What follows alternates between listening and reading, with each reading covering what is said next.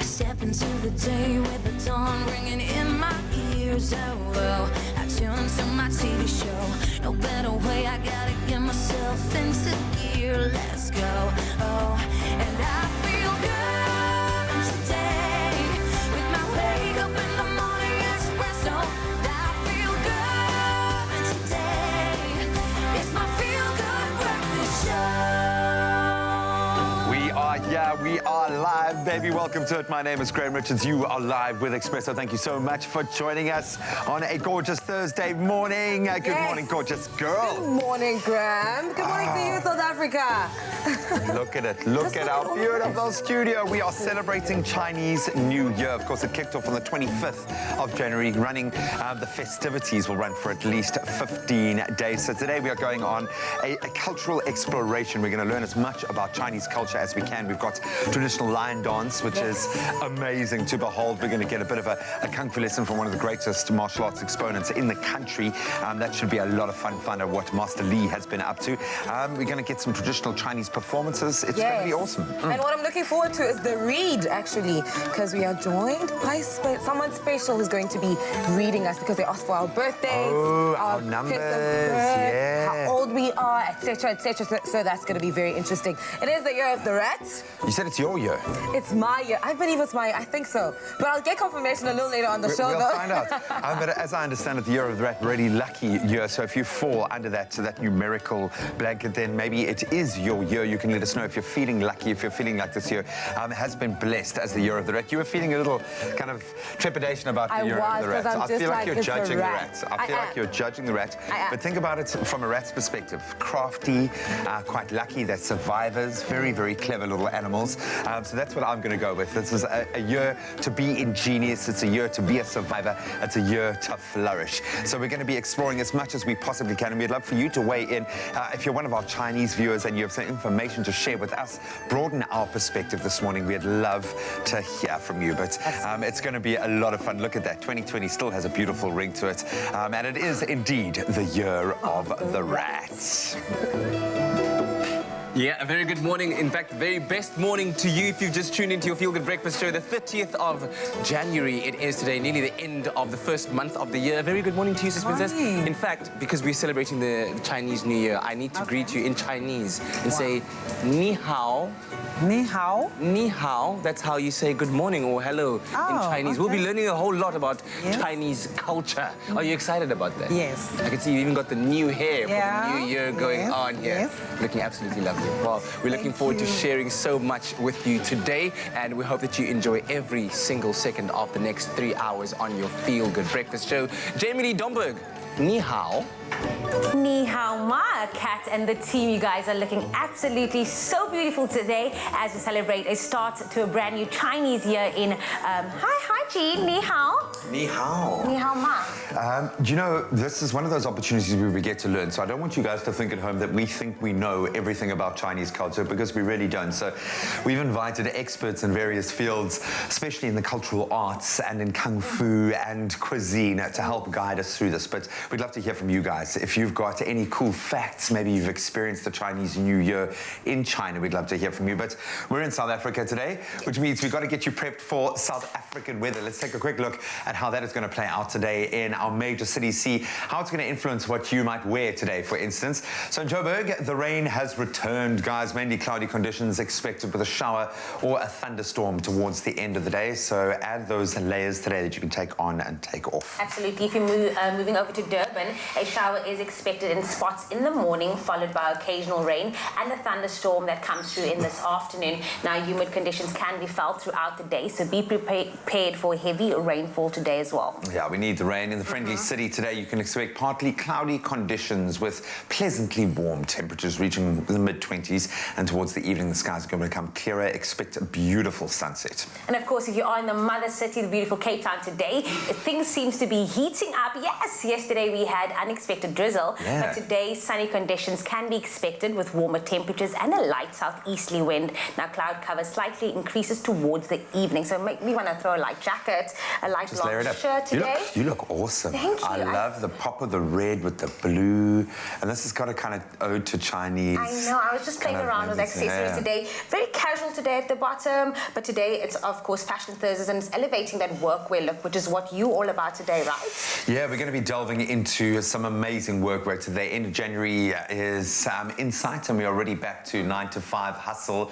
Yes, we are feeling it. We can relate. So if you need some inspiration on how to get your style game as strong as possible, elevate your corporate style just a little bit, get that power look, stay tuned, because the oh-so-stylish and awesome Seth Sharzy is going to join us a little later in studio to unpack some of the coolest trends for workwear in 2020. Push the boat out, have a little bit of fun, from corporate accessories, suits, chinos, jeans, a whole lot more. Obviously, I've dressed it really down.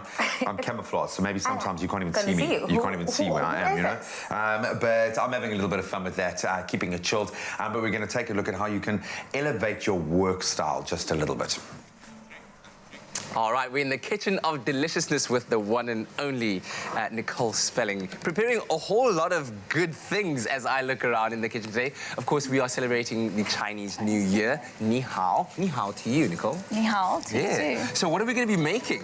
Well, we're going to be making dumplings, which is going to be delicious, filled with soy mint, some cabbage, a little bit of carrots, and I'm actually busy frying up some veggie spring rolls to go along with that as well. Oh, as a side dish. As a side dish. So we're just going to make like this big feast for that segment. It is going to be so yummy. Excellent. Yeah. And then if you want to get the ingredients list for that and the link to the recipe, so SMS the keyword EAT to 33728 for that dumpling recipe. But what about over here? What's happening here? This, we've got a milk tart, and our little Chinese inspiration, we've just dusted it with Chinese 5-spice on the top instead of your traditional cinnamon. Oh, wonderful. Yeah. So the keyword for that is clover. SMS that to 33728. So we've got the spring rolls that are going to go as a nice and delicious side for our dumplings, and then we've got the beautiful dessert here on the side. It's going to be an absolutely delicious morning as we celebrate the Chinese New Year here on your Feel Good Breakfast Show. Looks and sounds absolutely delicious and interesting. Now it's our Chinese New Year edition, and we are now joined by our Expresso makeup artist, Bernice, who's going to show us how to create a wing liner. It seems very simple. You did give us a tutorial a little later on this year, but what products do we need to achieve this look? Well, ideally you would need a gel liner or a liquid liner.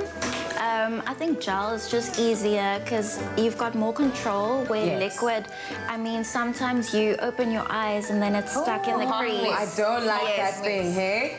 Nowadays, it's actually also very convenient because they brought out a liner in a pencil form. I saw that. So it's easier to actually draw your line, and you don't need an extra brush. If you do liner, just make sure that you have the right brush. So a small angled brush is key for doing a good liner. If you close your eyes today, it's the Chinese New Year. Yes. So you both are very inspired by the looks. Very traditional, so it's literally red on red on red. As you can see, I did a wing liner. You can open your eyes again.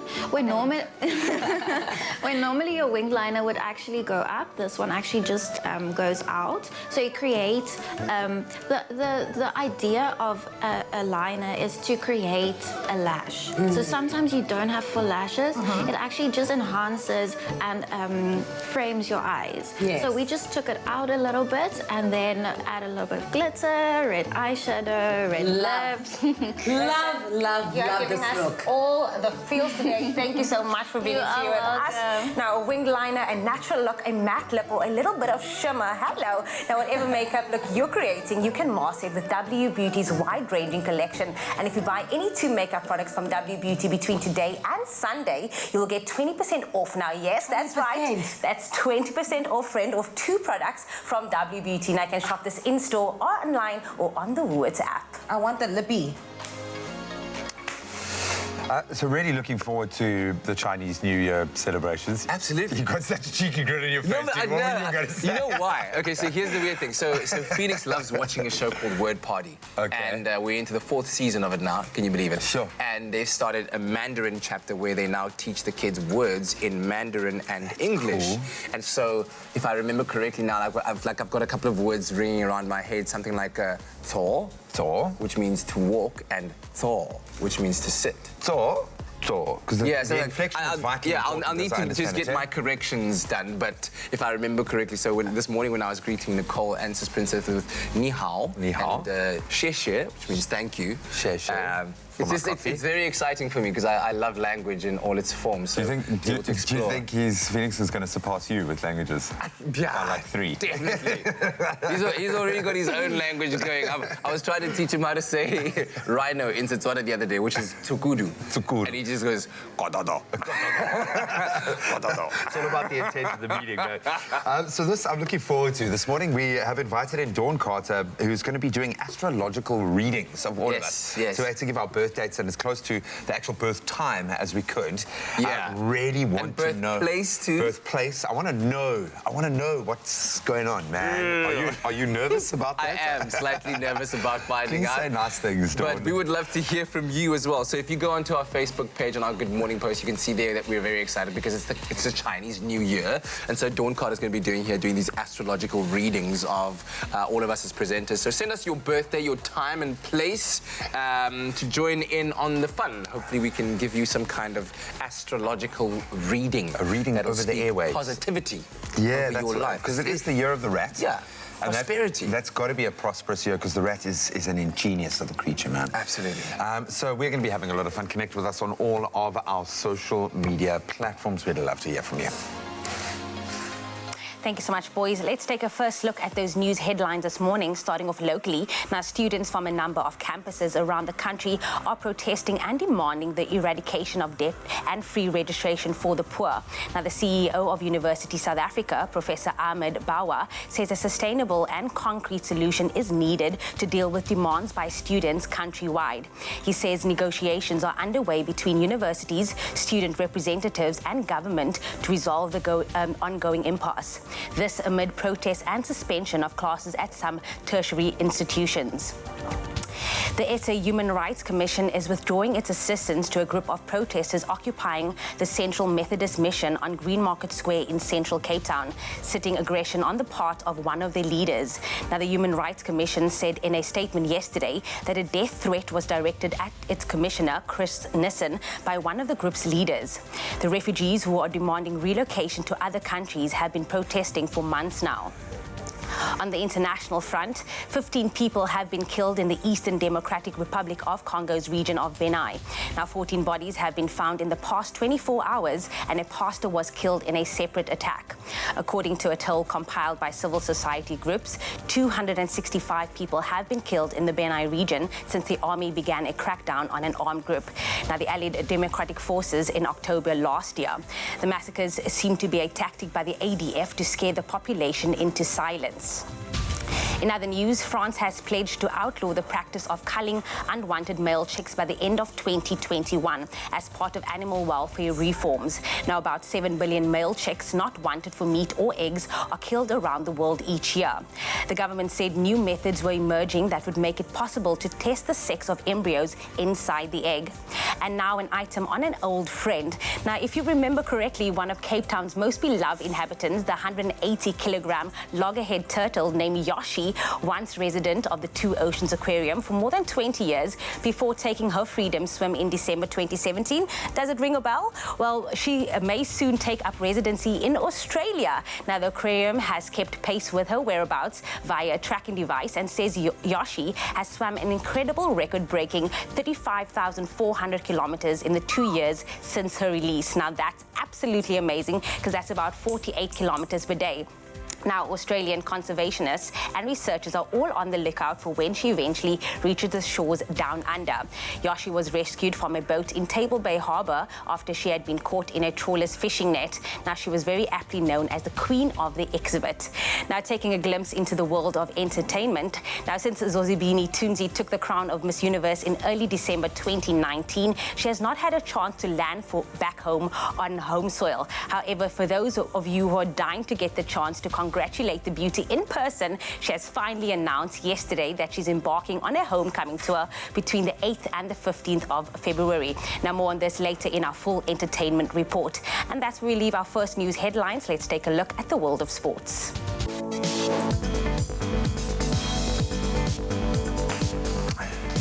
Thanks so much, Jamie. Football dominating this morning, but we start with athletics. The 2020 World Athletics Indoor Championships, scheduled to take place from the 13th to the 15th of March in Nanjing, China, has now been postponed due to fears over the spread of the coronavirus.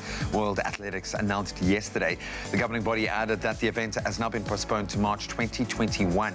The Asian Indoor Athletics Championships, planned to take place next month in Hangzhou, has also been cancelled. Then moving on to football, our midweek Premier League action saw table-toppers Liverpool claim a 2-0 win over West Ham United at London Stadium late last night. Star striker Mohamed Salah opening the scoring in the 35th minute with a shot from the penalty spot before Alex Oxlade-Chamberlain slotted the second just after half-time. So Liverpool remain at the top of the standings, now a full 19 points clear of Man City in second. Speaking of which, Manchester City also in action, now through to the Carabao Cup final despite a 1-0 loss to Manchester United. That was in the second semi-final at the Etihad Stadium last night. City advancing 3-2 on aggregate after leading 3-1 from the first leg at Old Trafford. And of course on Tuesday, Aston Villa booked their spot with a 2-1 win over Leicester City to advance to that final. The final between City and Villa will take place at Wembley Stadium on the 3rd of March. Then obviously a real focus on tennis at the moment, and tennis world number one Rafael Nadal surprisingly crashing out of the first Grand Slam of the year, the Australian Open. It was the 5th seed Dominic Thiem who beat the Spaniard 7-6, 7-6, 4-6, 7-6 in a hotly contested affair at Melbourne Park. Thiem's powerful display in the 4-set thriller will see him advance to the last four, where he'll face Germany's Alexander Zverev tomorrow. The other semi-final will see old foes Novak Djokovic and Roger Federer go head-to-head from 10:30 this morning today. And that's where we leave our sport for now.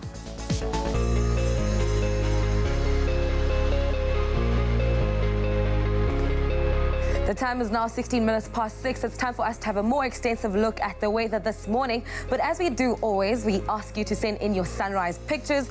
Our regular photographer, Gary Ukam, sent us this amazing sunrise from East London in Monty, where cloudy conditions are expected with a passing shower in the day and occasional drizzle in the evening, reaching a maximum of 23 degrees. Thank you so much, Gary, for your sunrise pictures. Another regular, Ndokozo Makatini, sent us this beautiful sunrise from Johannesburg, where cloudy conditions are expected with a shower or thunderstorm around towards the end of the day, reaching a maximum of 29 degrees. Now, we absolutely love seeing these pictures, so please make sure to keep them going, keep them flowing on our social media platforms using the hashtag Expresso Show. Now to look at the temperatures for the rest of the country, starting off in Polokwane. The lowest temperature in the country today is in Polokwane with a low of 15, reaching a high of 28 degrees. It's a partly cloudy day in Bombela with a minimum of 15 degrees, reaching a maximum of 29.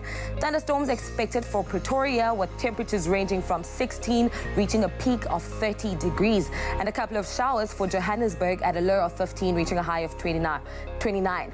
Mahikeng peaks at 32 today with a low of 18. And high humidity for Klerksdorp with the high of 33 and a low of 18 degrees. Now, if you're in Kimberley, you're going to be enjoying a very sunny day, which peaks at 38 degrees with a low of 20 degrees. Also in Bloemfontein, it's going to be a sunny one with a maximum of 34 degrees with a low of 16. Occasional rain for Richards Bay at 21, reaching a high of 28. Pietermaritzburg, 19, 27 is a cloudy day in Pietermaritzburg.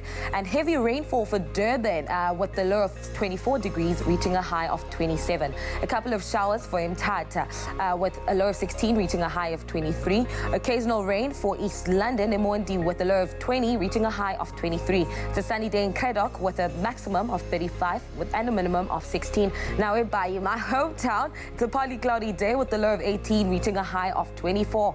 Southeasterly wind of 22 kilometers an hour in George with temperatures ranging from 17, reaching a high of 23. Sutherland is a sunny day with a maximum of 33 degrees and a minimum of 16. A southeasterly wind of 15 kilometers an hour in Cape Town, but it's going to be a sunny day with a high of 29 and a low of 17. Now, if you're in Worcester, you're also going to be enjoying a very sunny day with a high of 36 and a low of 15. Springbok, a peak of 40 degrees today and a low of 14. So please do make sure to keep hydrated. It's going to be a sunny one. And once again, the highest temperature in the country goes to Uppington with a maximum of 42 degrees with a low of 24. Listen, wherever you are in the country, whatever the weather, make sure to have yourselves an incredible Thursday morning. And it's going to be on your Feel Good Breakfast show as we celebrate the Chinese New Year. And of course, with that in mind, we had to make sure that our motivational quote of the day aligned with our celebrations. And so we take it from none other than probably one of the most famed and well-known Asian philosophers of all time. Quoted. Yeah, exactly. Most quoted. Confucius, who was not only a philosopher, but a teacher and a political figure whose ideas influenced civilizations in the East of Asia. He focused obviously on emphasizing personal morality, governmental morality, correctness of social relationships, and justice, kindness, sincerity. All his quotes kind of address something of that nature. And so he had some very poignant words to say in that regard. Very wise words indeed, and certainly standing the test of time. The will to win, the desire to succeed, the urge to reach your full potential. These are the keys that will unlock the door to personal excellence. That's cool, eh? And we all have, like, you know, a nuance of that in us that we can cultivate and grow. The will to win, that desire to succeed, and the urge to reach your full potential. And if you don't, you should focus on that now. Personal excellence. Surely we should all be striving for a form of excellence in our own lives. I like that. Not just professionally, but in our own personal development. And the fact that this was written so long ago and still stands up today, I love that. I was just thinking, imagine if there was social media back then, how popular this would be. This would be everyone's hashtag, it would be a caption. But that's the thing now. Hashtag Confucius say, yeah. But that's the thing. Would people think he's cool then, back in the day? Like, if you were to drop like a really deep quote right now, would people go like, who does this guy think he is? Or like, oh my word. You would have been on Oprah level. You would have smashed it. But that's inspired us this morning, so hopefully that's got you thinking about your own personal excellence.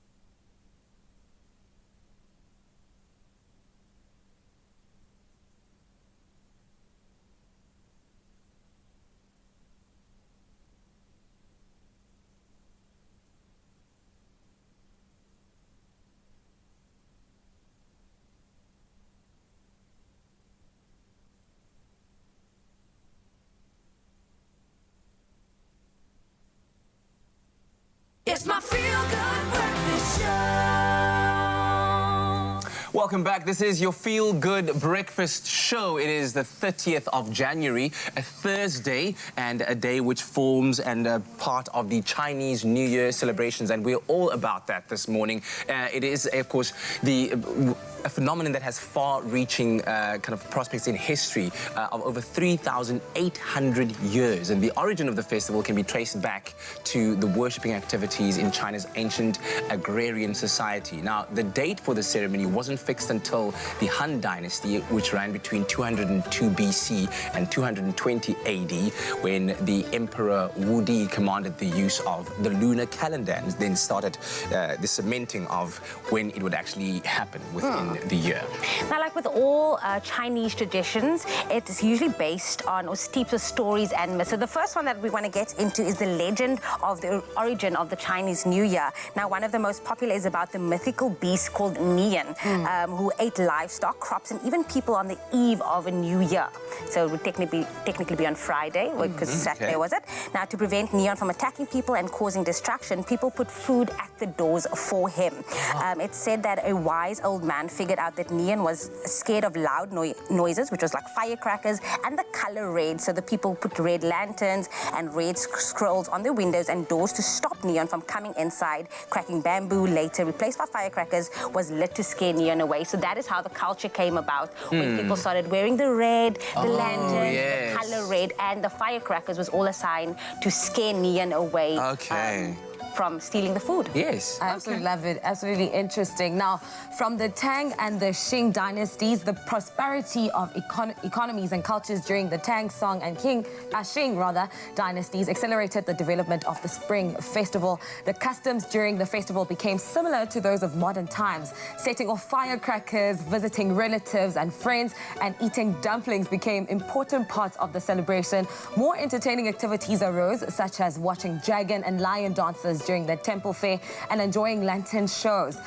The function of the Spring Festival changed from a religious one to entertaining and social ones, more like that of today. What we'll be enjoying today during the course of the show? I'm very excited for the dumplings.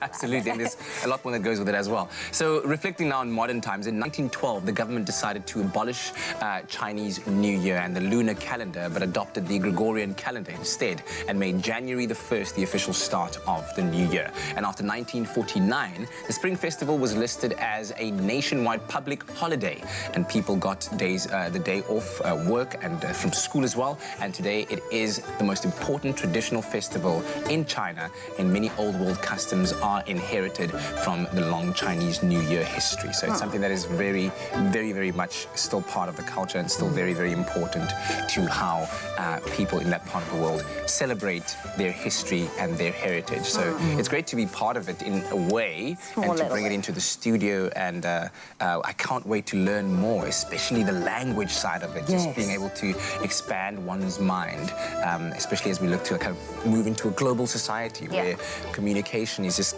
a key element of human existence. I'm also looking forward to the performances that we have today, because we do have an amazing art troupe that is going to be here in studio today. So it's going to be super exciting, taking us levels, cuisine, our makeup is inspired, the studio is inspired by it, so it's going to be absolutely exciting. Good stuff. I think Graham's got something for us in the linguistic section.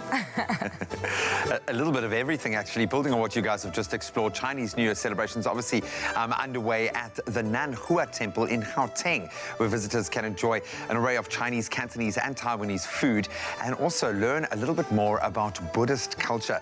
And Sola was at this past weekend's festivities at the temple to find out more about its significance. Let's take a look. The Chinese culture boasts a healthy community in many cities across the globe, often having their very own Chinatowns. This year's Chinese New Year falls on the 25th of February 2020, and it is a special one, the Year of the Rat. And of course, to celebrate, a special festival will be held here at the Nanhua Temple until the 8th of February. And today, I'm here to experience it all. And of course, I can't wait to join in on all the festivities. Let's go.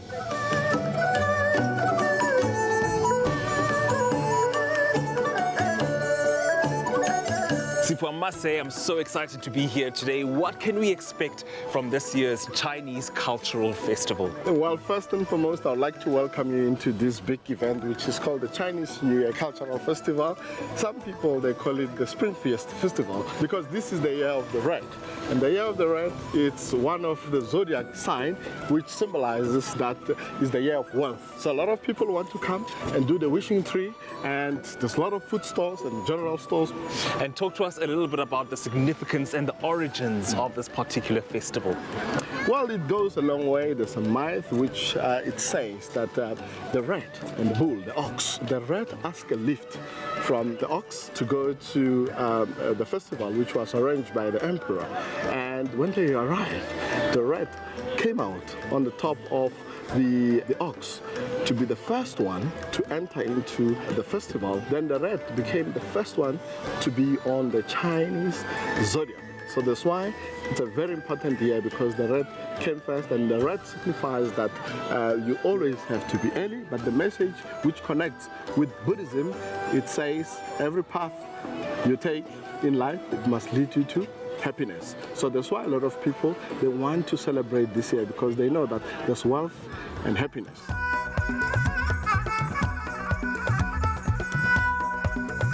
I absolutely love Nanhao. I love the diversity. I love the unity. We all together, as I said, Christians, Muslims, Buddhists, black, white. It's just beautiful. This is how it should be. Unity, one for all, and just a gracious, beautiful, beautiful place. What I enjoyed most about today is having to learn. You see, it's not every day that you get these kind of things, you know, the Chinese with the Ndebeles, that together here having fun, enjoying New Year's. Yeah, it's the very greatest experience ever. I would say a festival like this is so important because it's also part of like nation building in a way that people as like from South Africa and all over the world come here and like experience different cultures.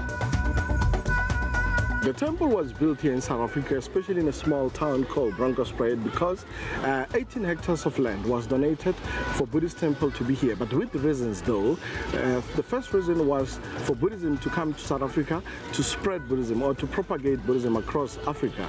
Number two was to connect, exchange of culture, which is cultural exchange. And also the third one is to purify the human hearts through meditation and other activities which people can do to calm down their mind, to always be calm. I've started my day of festivities here with a light offering at the main shrine, a practice that aims to synergize Buddhism and spirituality. And now with my mind well in tune, I'm more than ready to see what else this cultural extravaganza has to offer. Now, the Nanhua Temple is such a beautiful space, and I'm sure that so much happens here throughout the year. What else is on offer? Well, the Nanhua Temple has got a lot of activities throughout the year.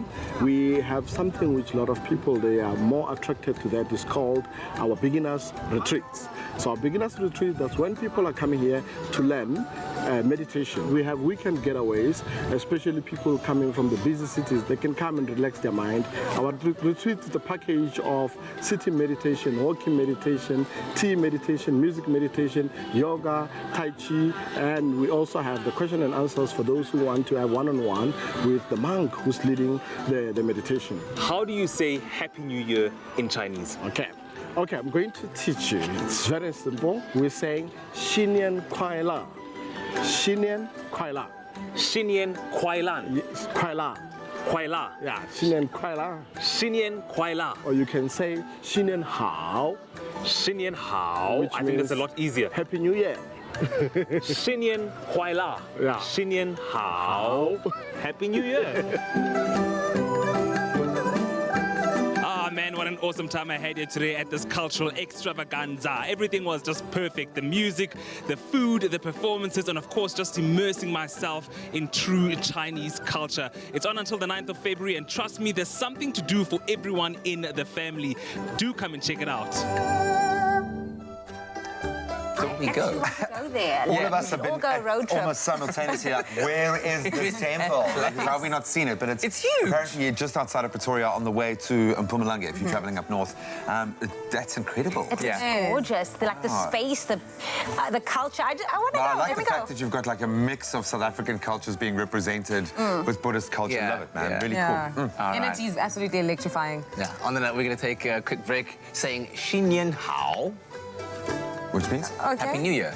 Oh. You guys weren't listening? No. Wow.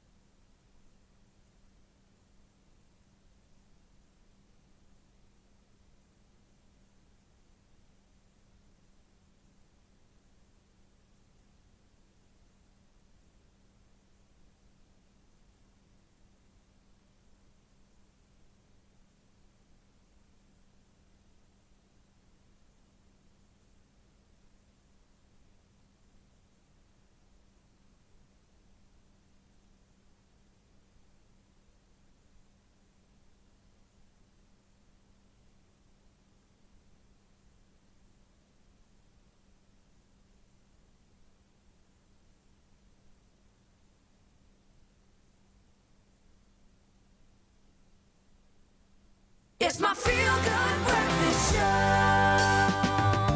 Clover No Lac, lactose-free milk that lets you enjoy dairy again. Made with love by Clover.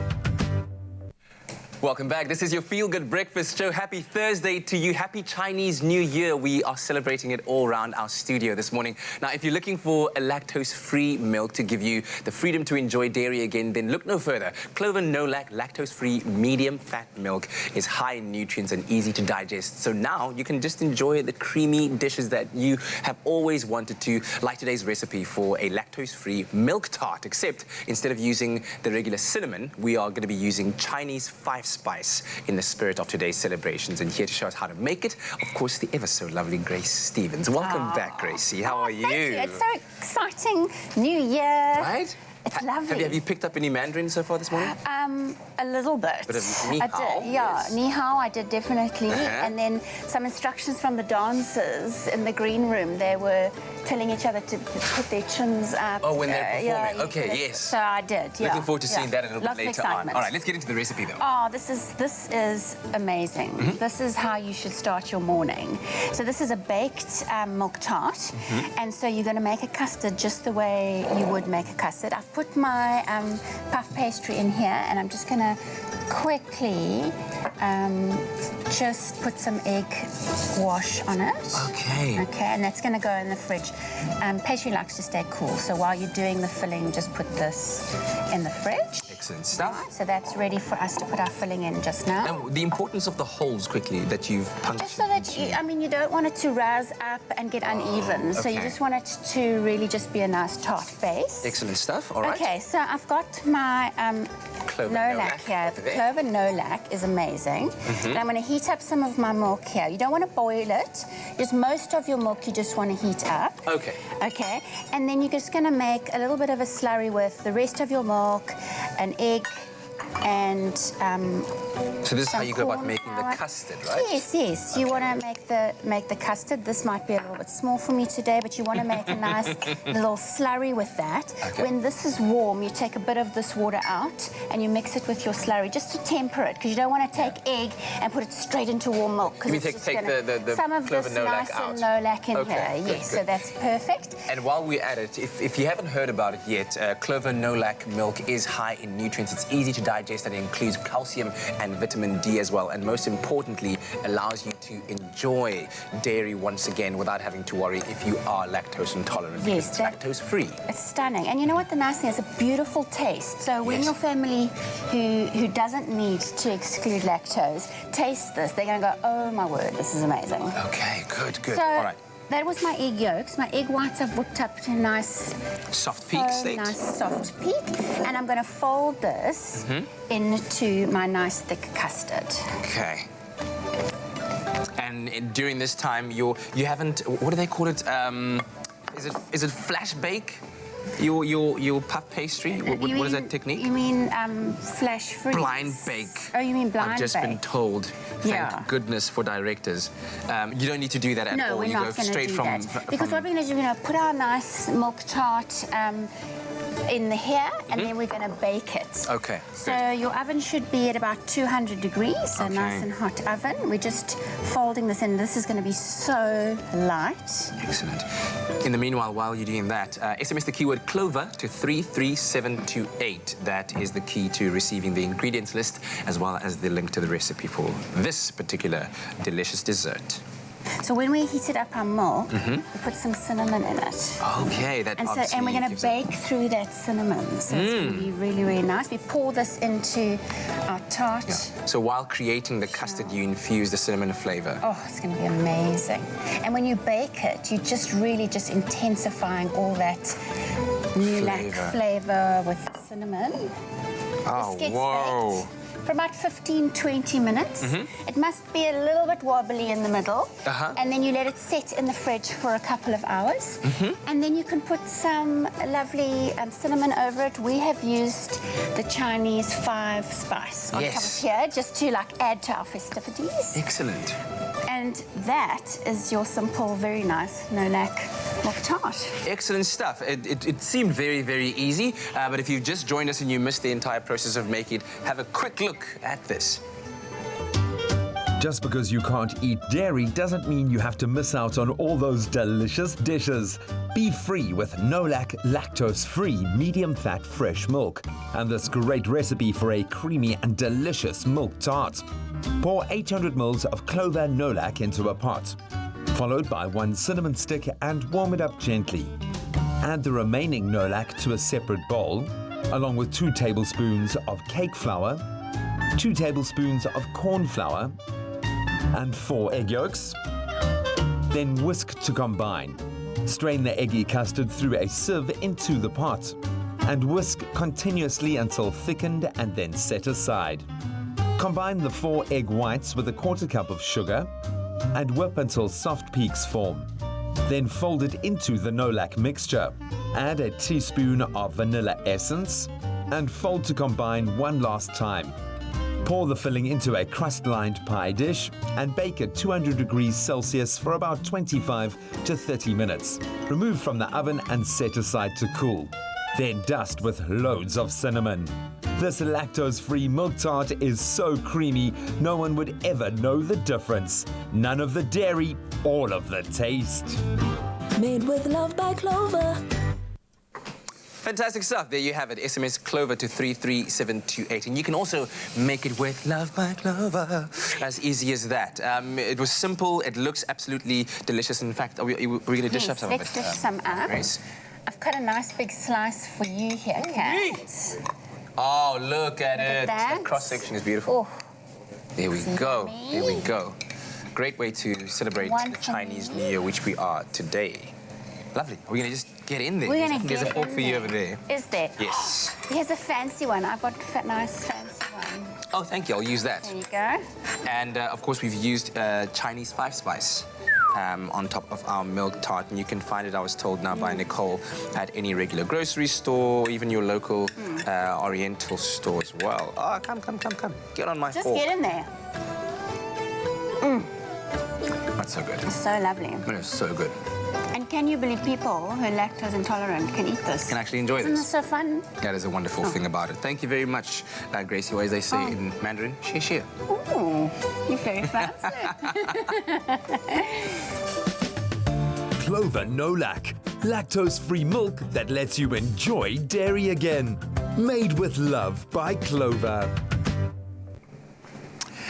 So we're going to talk just long enough to give Kat enough time to be able to cut a slice and walk that lactose-free milk tart. Is it milk tart? Can you still call it milk tart if it's not milk? Is it milk? No, it's lactose-free. It's no-lac. But I suppose it's... Genius is what it is. You know what I mean? It's genius. This is what I absolutely enjoy about working here, is that we get to have milk tart for breakfast alongside Sis Princess's absolutely amazing cappuccino.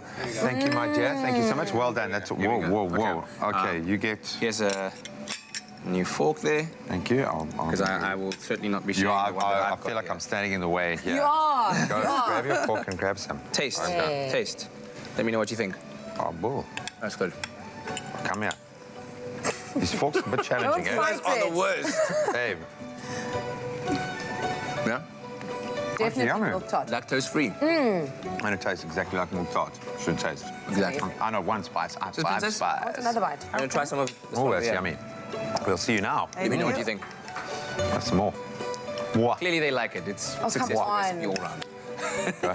A taste loved by those who have tried it. McAfee, great coffee, simple. See you after the break. Only you can make my day.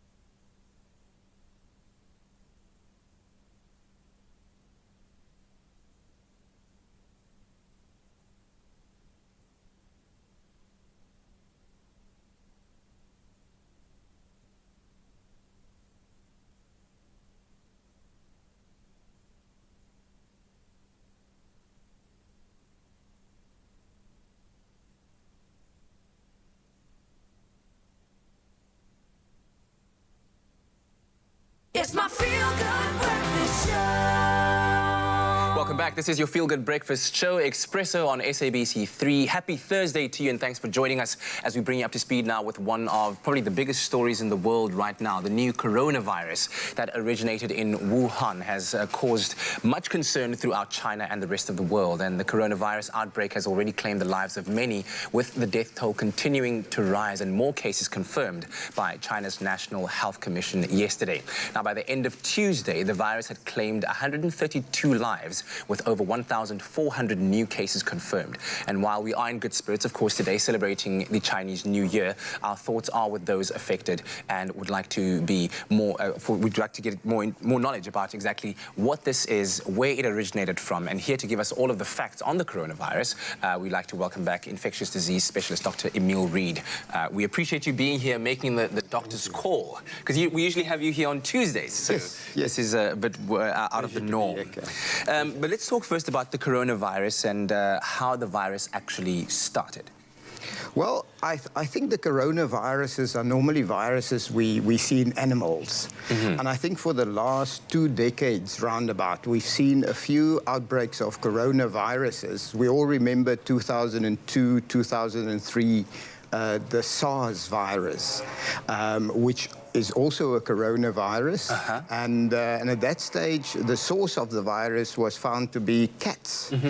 And then 2012, 2013, in Saudi Arabia, in the Middle East, they described a virus called MERS, the Middle East Respiratory Syndrome, which was also a coronavirus, and that originated in camels.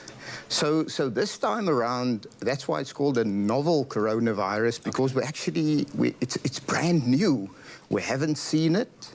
It looks similar genetically to the SARS virus of 2002.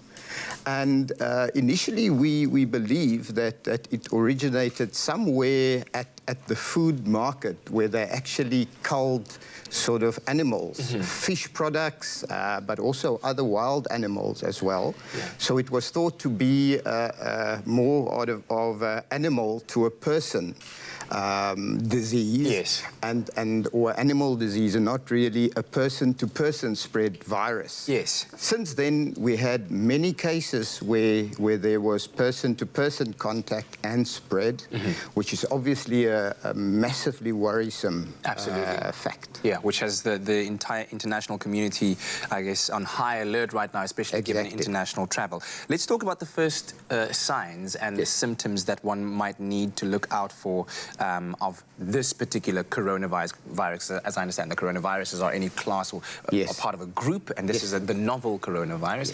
The signs and symptoms of this particular one you're worried about. What we've seen in the cases described with this current coronavirus were similar to the previous viruses. Fever, respiratory symptoms, cough, saliva formation, sputum formation, and then severe respiratory distress.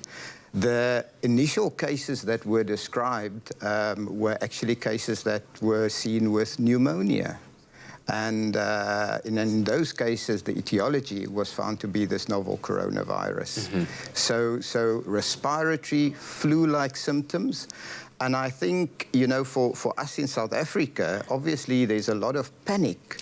And the panic is not because it's killing millions and millions of people, but because we are unsure what's going to happen after the initial cases were described. Yeah. Because we know so little of the virus, but we actually seems to be learning on a daily basis something new about this virus. What about the transmission of this virus? How is it spread? It's usually spread via droplet spread, so cough. So we believe that if people think that they might suffer of this infection, they should actually close their mouths, wear surgical masks, etc.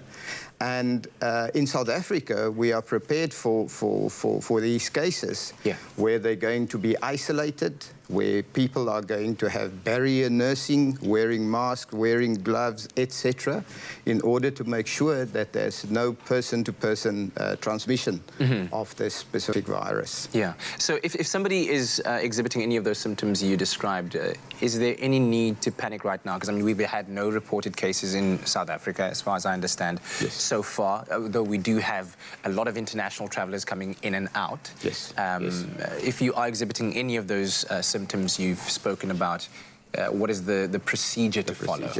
I think the important thing for us is to remember that if you had contact or you were in that specific area, the Wuhan city in China, in the last 14 days, that you might suffer from the infection. And also, if you had any contact with an individual having been to that specific province in the last 14 days, you might suffer of that condition. And that is to then, so that a traveler's history is of utmost importance, especially if those patients are seen at casualty departments.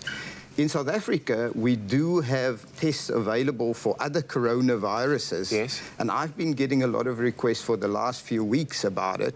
And those are not the novel coronavirus. Those are the viruses that have been known to us for a long time, which causes very mild diseases, flu-like symptoms, mild GIT symptoms, and is not the novel virus. And we're dealing with something very new. We're dealing with something else that cannot be tested for in South Africa at this moment in time, but the sample should be sent away to the National Institute of Communicable Diseases, and from there to the CDC.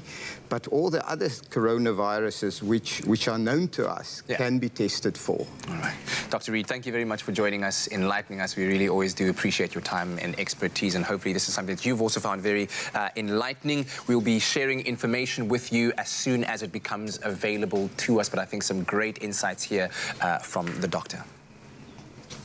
Well, there is a very definite energy on set this morning, largely because we've been treated to some heart-pounding sound checks this morning. The Cape Town Huajing Art Troupe is a community-based association for Chinese arts performance, and their mission is to showcase traditional Chinese art and culture and promote the cultural exchange between China and South Africa. We love that. That's the ethos of our show. Now, this troupe consists of a traditional dragon dance team, lion dance team, traditional Chinese dance team, and Ansai waist drumming, which we heard just a moment ago. My heart is still pounding. Their troupe leader is here today. Gang Dong now joins us as we celebrate the Chinese New Year in style. Gang, thank you so much for joining. Thank you for Ni hao. That's Ni it, hao. ni hao, Ni yes. hao. Ni Yes, hao. yes, yes. Now, I actually remember you guys from the 2017 Cape Town Festival, but you guys were actually established in 2016. And now the troupe goes on to perform at various festivals throughout South Africa. How did the troupe come about? Look, the Troupe was established in 2016 November with the purpose to gathering all the community together to celebrate the Chinese festival and to integrate the Chinese community, the local Chinese community with the local society, and to enrich the diversity of the Rimbaud country, especially to make the diversity of Cape Town multicultural much more beautiful. Definitely, and we love the explosion of red this morning. And we've been learning a little bit about the traditional and cultural significance of the various elements of the Chinese New Year, something that is beautiful to behold. The traditional dragon and lion dance is something really special. What are the significances of those specific dances? Look, the dragon dance and the lion dance are very important in the Chinese culture, especially come to celebrate the big days in our words. When come to the Chinese New Year or big festivals, and people always gathering together to play, to celebrate, and to especially to do the lion and dragon dance, because we believe the lion and dragon dance is going to keep the evil spirit away and to bring the fortune and luck and good wishes for the upcoming New Year, especially. Now, this year it's the Year of the Rat. What exactly does that mean? Look, in the Chinese culture, we have 12 different animals, stands for different years. The Year of the Rat is the beginning of the 12 circles of the Chinese calendar. What do we call the Chinese in terms of the Chinese calendars?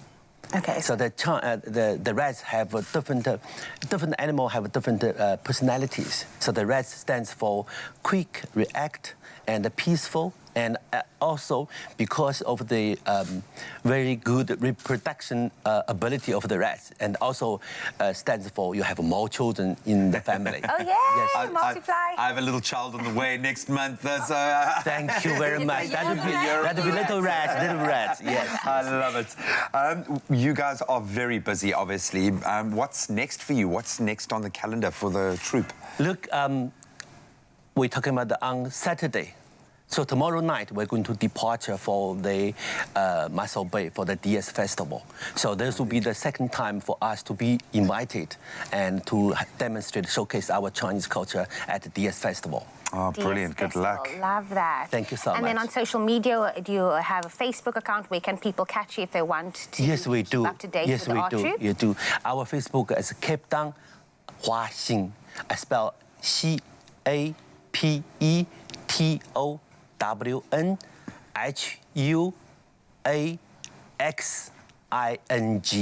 and similar in Instagram.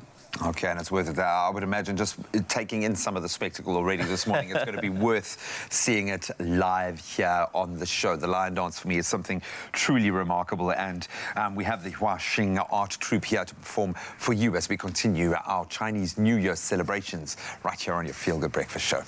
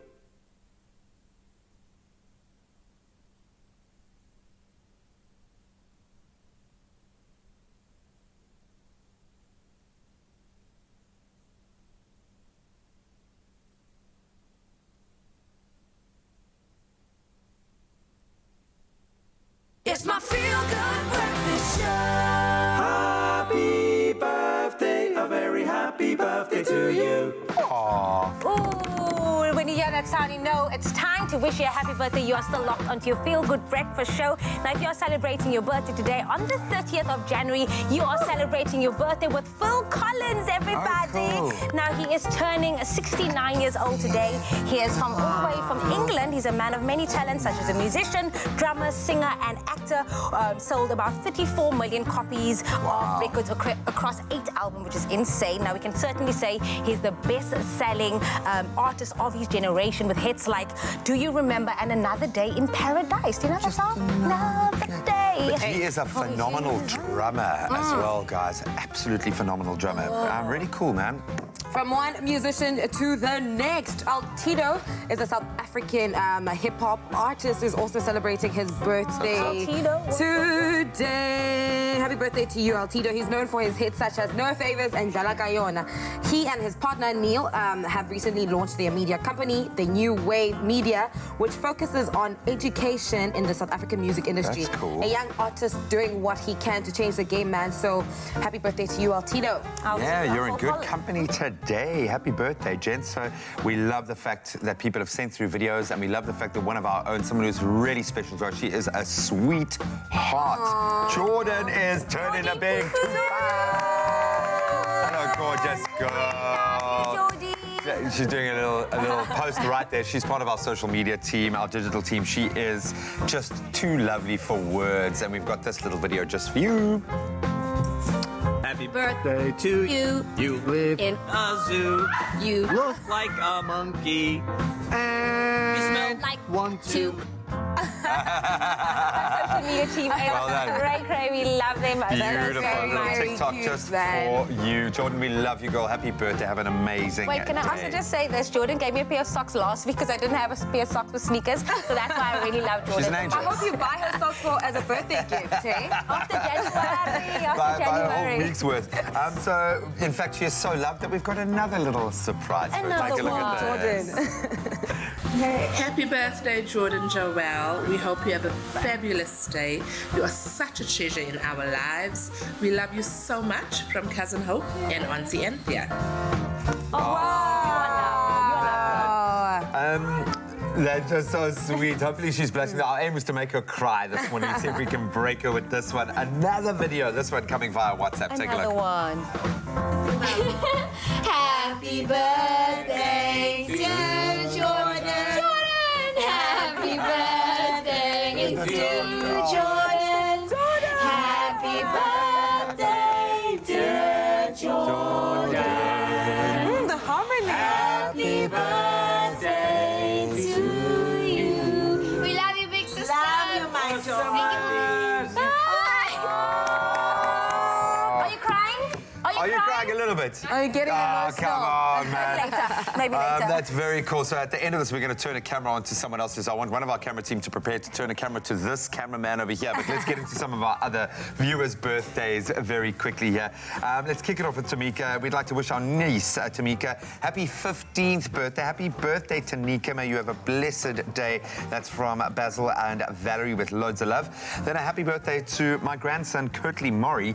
Lots of love and happiness. Stay focused. Enjoy your day. And that's from your Ma, Linda, and Pa, Stan. Happy birthday, Kurtley. So cute. The next one goes to Albanito Adams, who is turning 4 years old today. We love you a lot, my boy. Stay as sweet as you are, and that comes from your mommy, daddy, and Oma Berta. Then another one comes, a happy 17th birthday to my son, Lyle Jordan. May God bless you always, especially on your matric studies. Enjoy every moment. Love from your mom, dad, sister, brother, and nephew. Happy birthday, Lyle. And this one goes to Lucky. It says, I may not be by your side celebrating your special day with you, but I want you to know that I'm thinking of you and wishing you a happy 23rd birthday.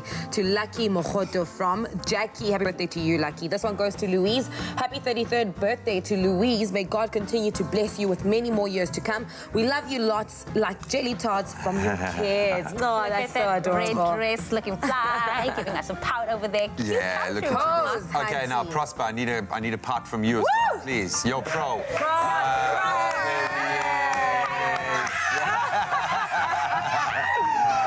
Happy birthday, big man. We absolutely love and adore you too, my brother. Happy birthday. I hope you're going to have an awesome day. I asked him, why aren't you taking the day off today? And he was like, why must I take a Thursday? I'm going to take Friday. Make it a long weekend. But Prosper, have a blessed day, my man, and a year filled with blessings as well. Then I know this whole, look at this. Is our whole entire company celebrating their birthday today. Another very special young man, Tebogo. We wish you all the best, my brother. They're pictured with Kat. We hope that you have an amazing year ahead, accomplishing all the great goals that you've set for yourself. Happy birthday to you, our brother. Well done, Tebogo. That's so cool. And another 2 from our team. I know. This one goes to a shout out to our director, Byron. He's obviously not here today, so we miss you. Hope he's watching the show where he is. I doubt he's watching. I hope he's sleeping. No, just like sleeping right now. Jamie, look at camera number 4. What is his dream? He's like, okay, wrap it up, Graham. Wrap it up, yeah. And then last but absolutely not least, this next person, Lena Peterson, the love of my absolute life. She is our show producer. She's probably watching the show right now as well, joking. I hope not as well. I'm just sleeping. She needs to take a break for a second because she's so hardworking. I mean, what would the show be without Lena? Yes. Like, Lena is just a life and she's the soul to it. I love her. She's like a little mommy, even though she's the youngest one. She's just a little mommy to us. So to all of you, the entire team, we really want to wish you a happy birthday. Happy birthday, gang. I love the energy studio today. We're celebrating, Chinese New Year. We're celebrating birthdays from everyone's a lot of people birthday. in our team. Sure, it's not your birthday. I'm not trying to check. What's my birthday? Oh, beautiful stuff. So thank you so much for all of those wonderful videos as well. We'd love to see more of them. You can send them to via WhatsApp to 071 640 6551, or you can email them to birthdays@cordova.tv. Have a little bit of fun with that. Have a baby in your one arm and a little puppy in the other arm. Just super cute stuff. But thank you so much. That has warmed our hearts this morning. Happy birthday. Okay, sweetie, time to blow out your candles.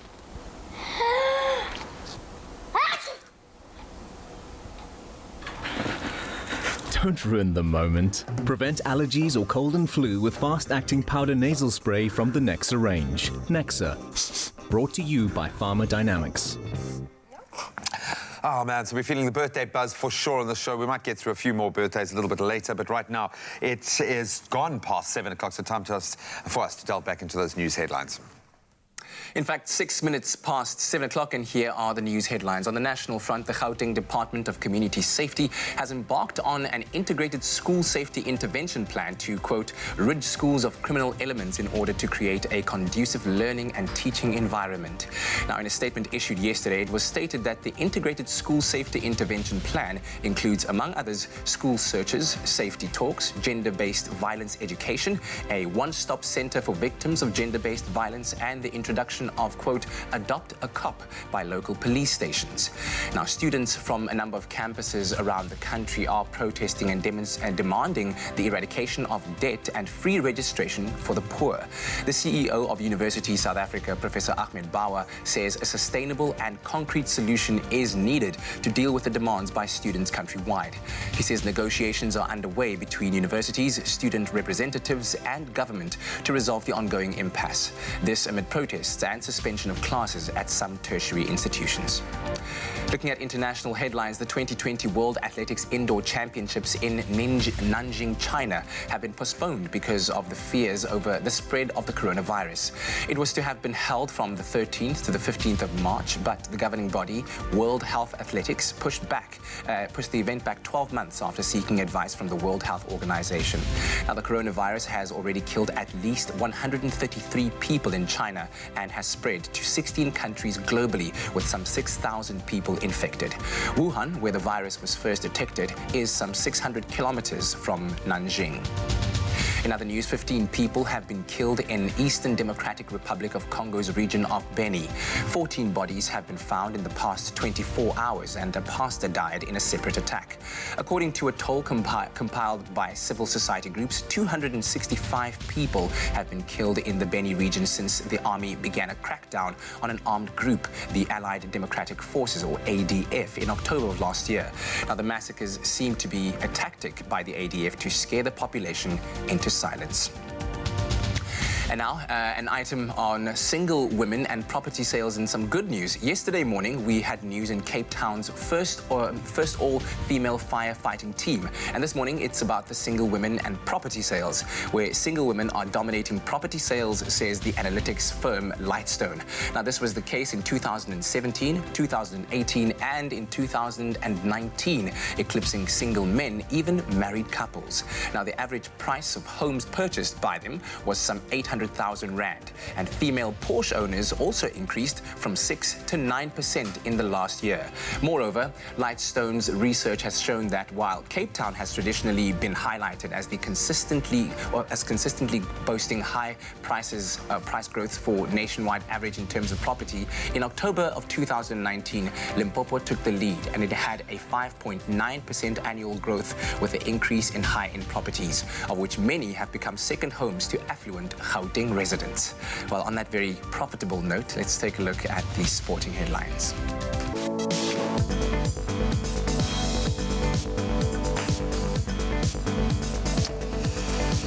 Let's delve right into those sporting headlines, starting with athletics. The 2020 World Athletics Indoor Championship, scheduled to take place from the 13th to the 15th of March this year in Nanjing, China, has now been postponed due to fears of the spread of the coronavirus. World Athletics announced this yesterday. The governing body added that the event has now been postponed to March 2021. The Asian Indoor Athletics Championships, planned to take place next month in Hangzhou, has been cancelled.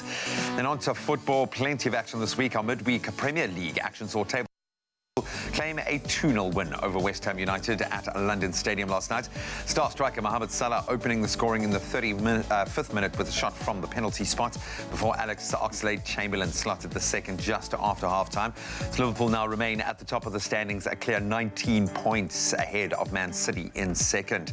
Speaking of Manchester City, they are through to the Carabao Cup final despite a 1-0 loss to Manchester United in the second semi-final at the Etihad Stadium last night. City advancing 3-2 on aggregate. That was after leading 3-1 from the first leg at Old Trafford. And on Tuesday, of course, Aston Villa recording a 2-1 win over Leicester City to advance to that final as well. The final between City and Villa will take place at the famous Wembley Stadium on the 3rd of March. Then, massive in the world of tennis at the moment, tennis world number one, Rafa Nadal, has crashed out of the first Grand Slam of the year, the Australian Open. It was 5th seed Dominic Thiem who beat the Spaniard 7-6, 7-6, 4-6, 7-6 at Melbourne Park. Thiem's powerful display in the 4-set thriller will now see him advance to the last four. We'll face Germany's Alexander Zverev tomorrow.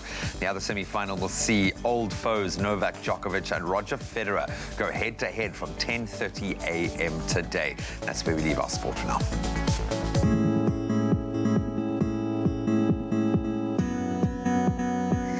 The time is now 11 minutes past 7. It's time for us to have the first look at what's happening on the roads before you step out this morning. Starting off in Durban, KwaZulu-Natal, there has been a multi-vehicle accident on the N3 eastbound after the Cliffdale interchange. The left lane is blocked. Please approach with caution. And down to the Western Cape, Claremont on Bremer Street, there's bumper-to-bumper traffic between the R80 and the Daspoort Tunnel. Please be patient on the roads this morning. And lastly, Metro Rail Cape Flats line. There is service recovery underway on the Cape Flats line due to earlier cable theft at Whitton. Please allow for additional travel time of 20 to 30 minutes. That's your 7 o'clock traffic roundup. Right now, it's time for us to have a look at the weather.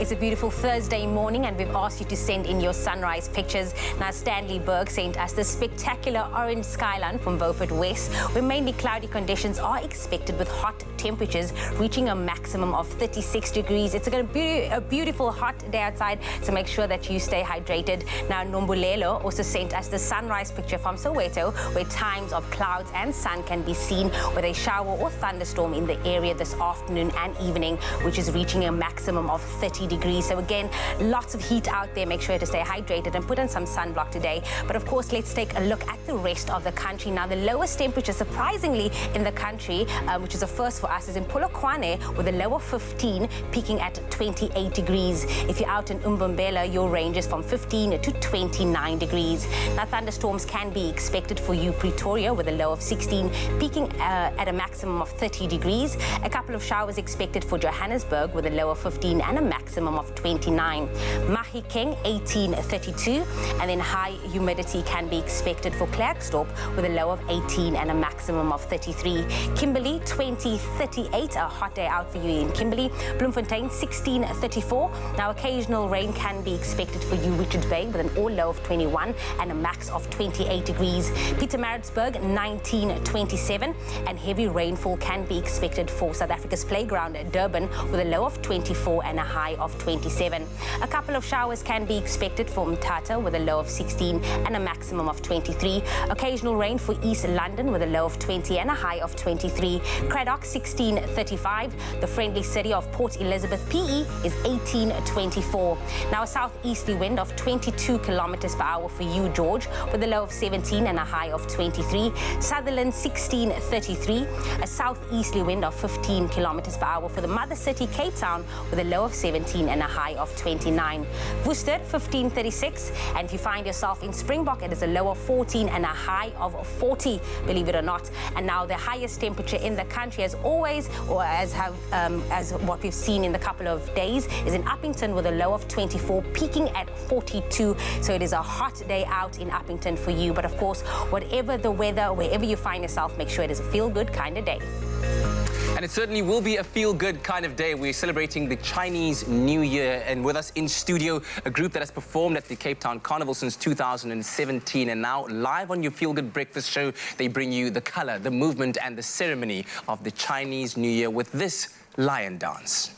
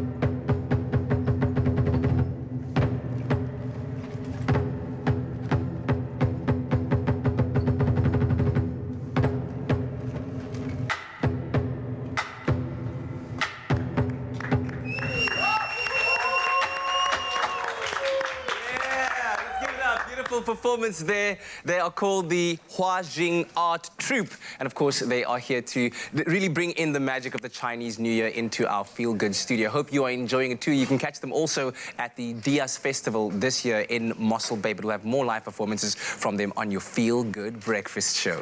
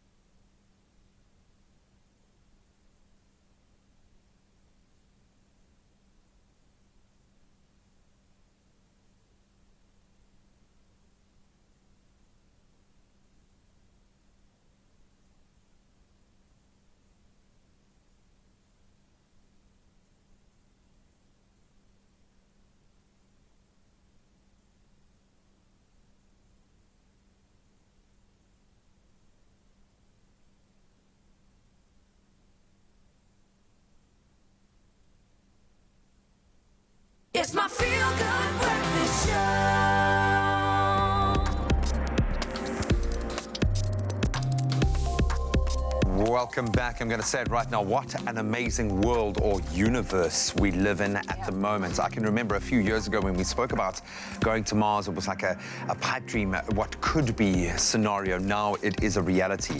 Building bases on the moon, it is a reality. Tourists going to space. That is exactly It is a reality. It's crazy. Wow. That is exactly what we're focusing on today. It's all about space in our tech news today. Now, NASA actually wants to privatize space as quickly as possible, which is crazy. Now, in line with the missions of the likes of SpaceX, Virgin Galactic and Blue Origin, they're already using these private companies to launch some satellites and send instruments and supplies to the International Space Station, which we know is at ISS. Now they want to add a module to the ISS where tourists can actually visit and experience the majesty of space. What, like, hey, just go there. I wonder if it'll have a bed where you can just go chill, lie there and just watch space. Oh, that's awesome. It's going to be absolutely insane. Now, they actually reached an important milestone. To achieve this goal, they picked Axiom Space to supply its first commercial destination module for the ISS, and NASA plans to connect this module to the ISS Note 2 forward port. Now, according to NASA officials, it will usher in a low Earth orbit economy on the ISS themselves being a customer.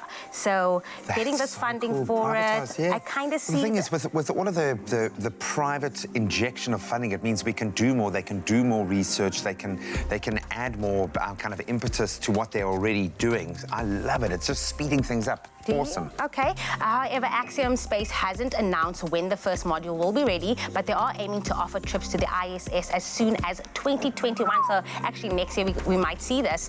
And then, of course, privatize ISS by 2024. You know, in sci-fi movies, you kind of see, these massive space stations where every country has a representation. That's what it's... You're going to have a United Nations of space. It's going to have to happen.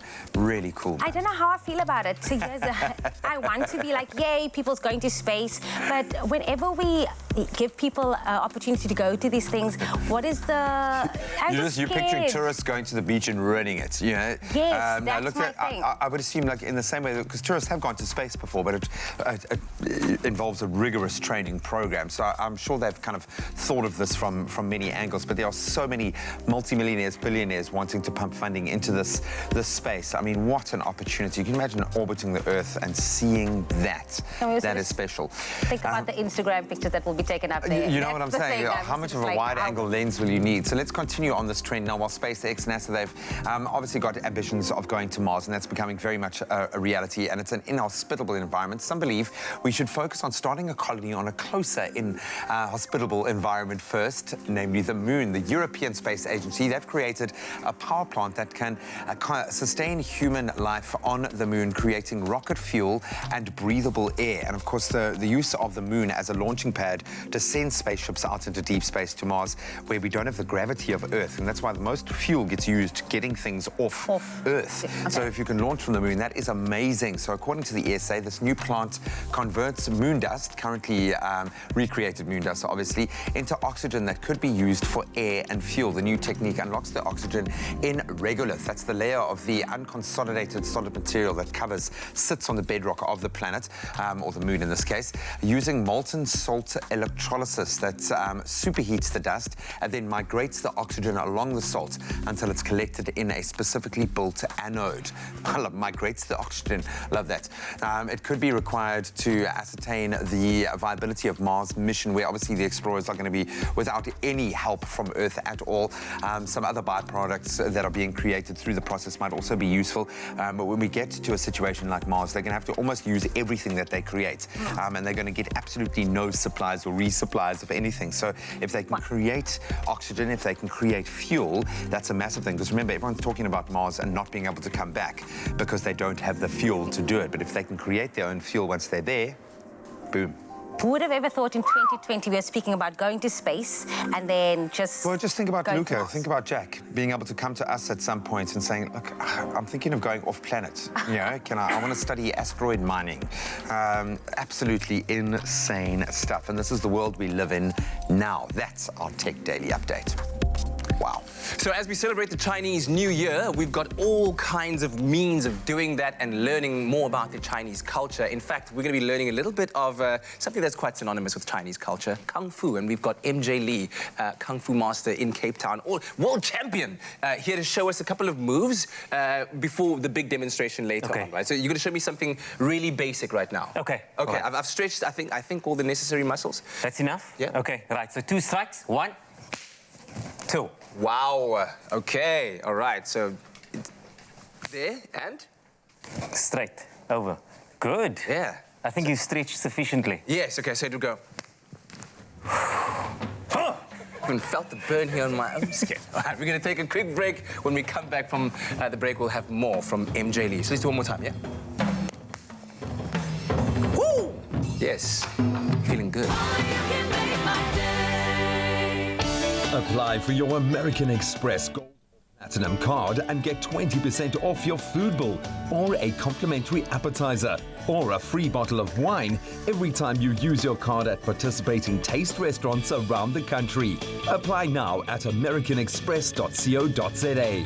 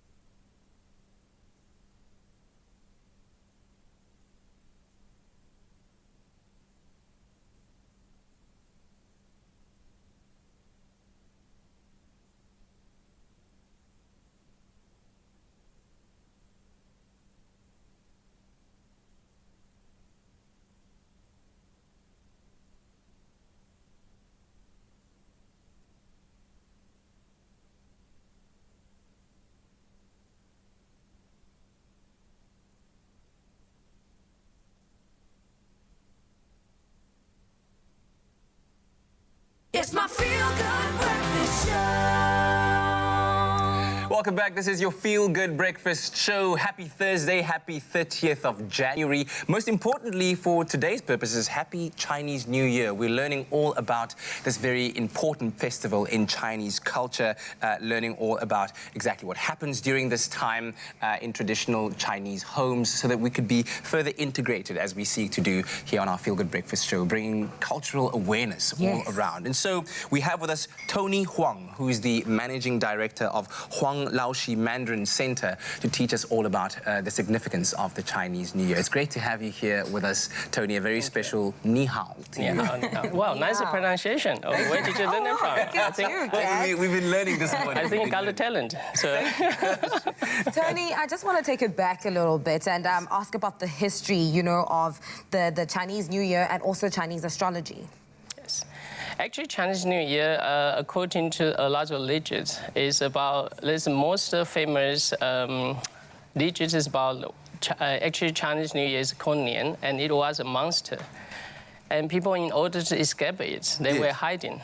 So after the monster is gone, and they say they survive, they start to celebrate. Wow, we survive. So in the beginning, actually, it's, there are a lot of different stories, but this one is the most famous one. So actually, Chinese New Year for us is like we would like to celebrate the year, and similar like the Christmas Day to the Western society. So everybody will get together to celebrate it. Yeah, yes. And I'm sure that there are a lot of traditions that go with it as well. So let's first talk about the home.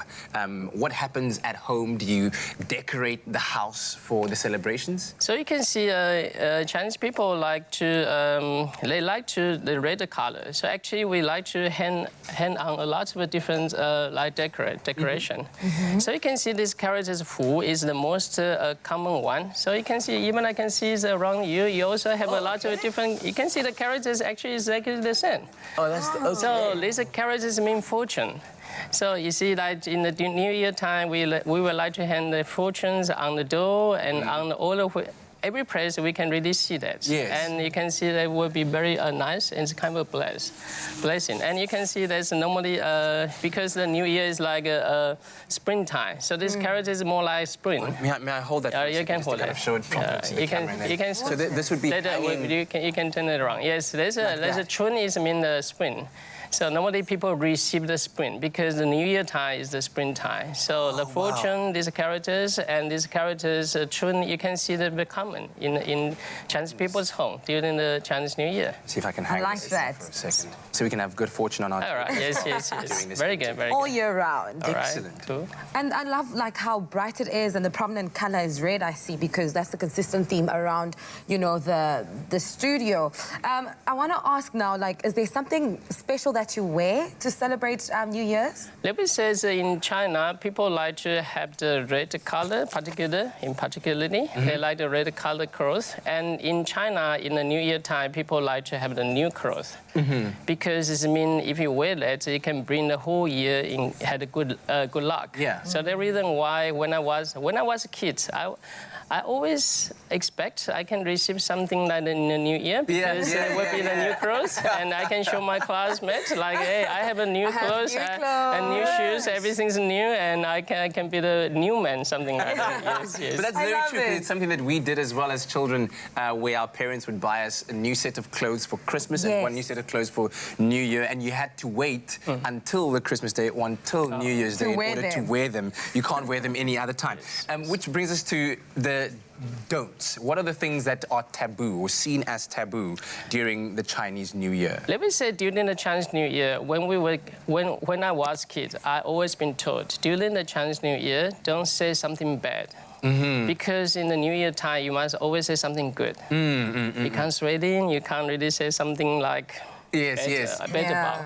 And the other thing we don't do is during the New Year time, we don't really do the laundry, because we believe, like in the first several day in the New Year, if you wash your clothes, they will be washed away all your fortune. Good fortune. So actually, like at least like in the first 5 days, Chinese people they try not to wash any clothes. Okay, yes. Fascinating. Now this is my favorite part. My favorite part is learning about the language and some of the things to say.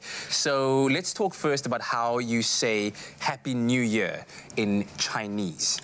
Happy New Year, we will say, when people meet each other in the New Year time, we would like to say 恭喜发财 to each other. Just say it slowly. 恭喜发财. 恭喜发财. It means I wish you got rich. So when I say 恭喜发财, yes, I hope so. 恭喜发财. I feel like that's how we should start the show every morning.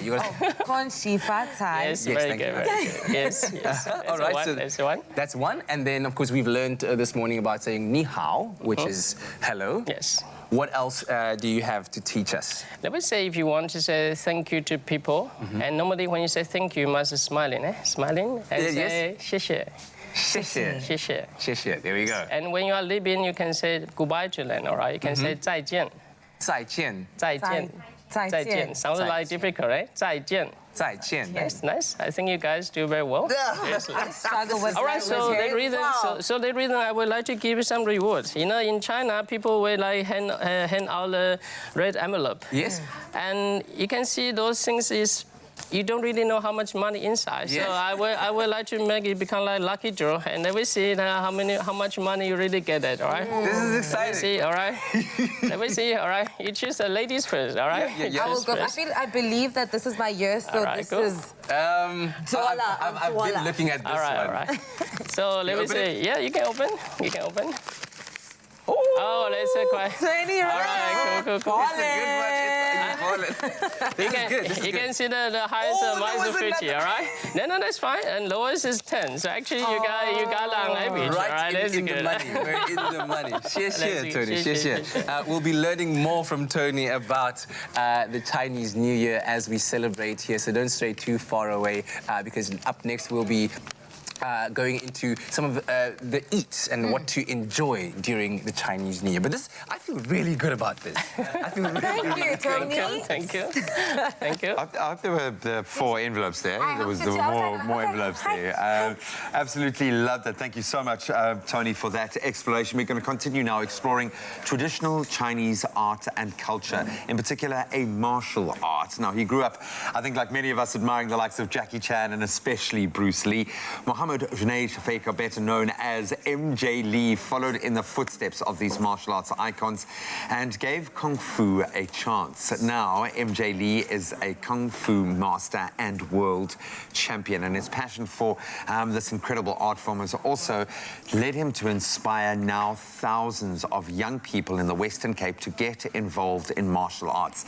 MJ Lee joins us this morning to chat about his martial arts career, glittering that it is, his hopes, what he wants to achieve next, and what looks like a book as well. MJ, so good to have you in our new studio. Happy Chinese New Year. How are you? Ni hao, mei. Ni hao. Sorry.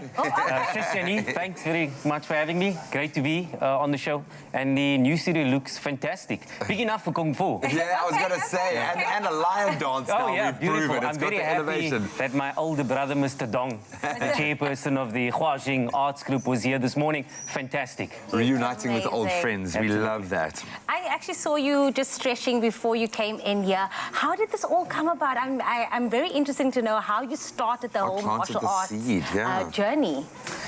We don't have enough time. I'll have to appear on the show regularly You'll have for to that. get the book. You'll have to get the book, yes. Kung Fu, My Journey, The History. I think probably of school-going age, my dad saw my interest in Kung Fu, in martial arts. I was very active in athletics, in cricket, rugby. At one point, I actually thought I may end up playing for the Cobras. Really? As a useful lower-order batsman and a good swing bowler.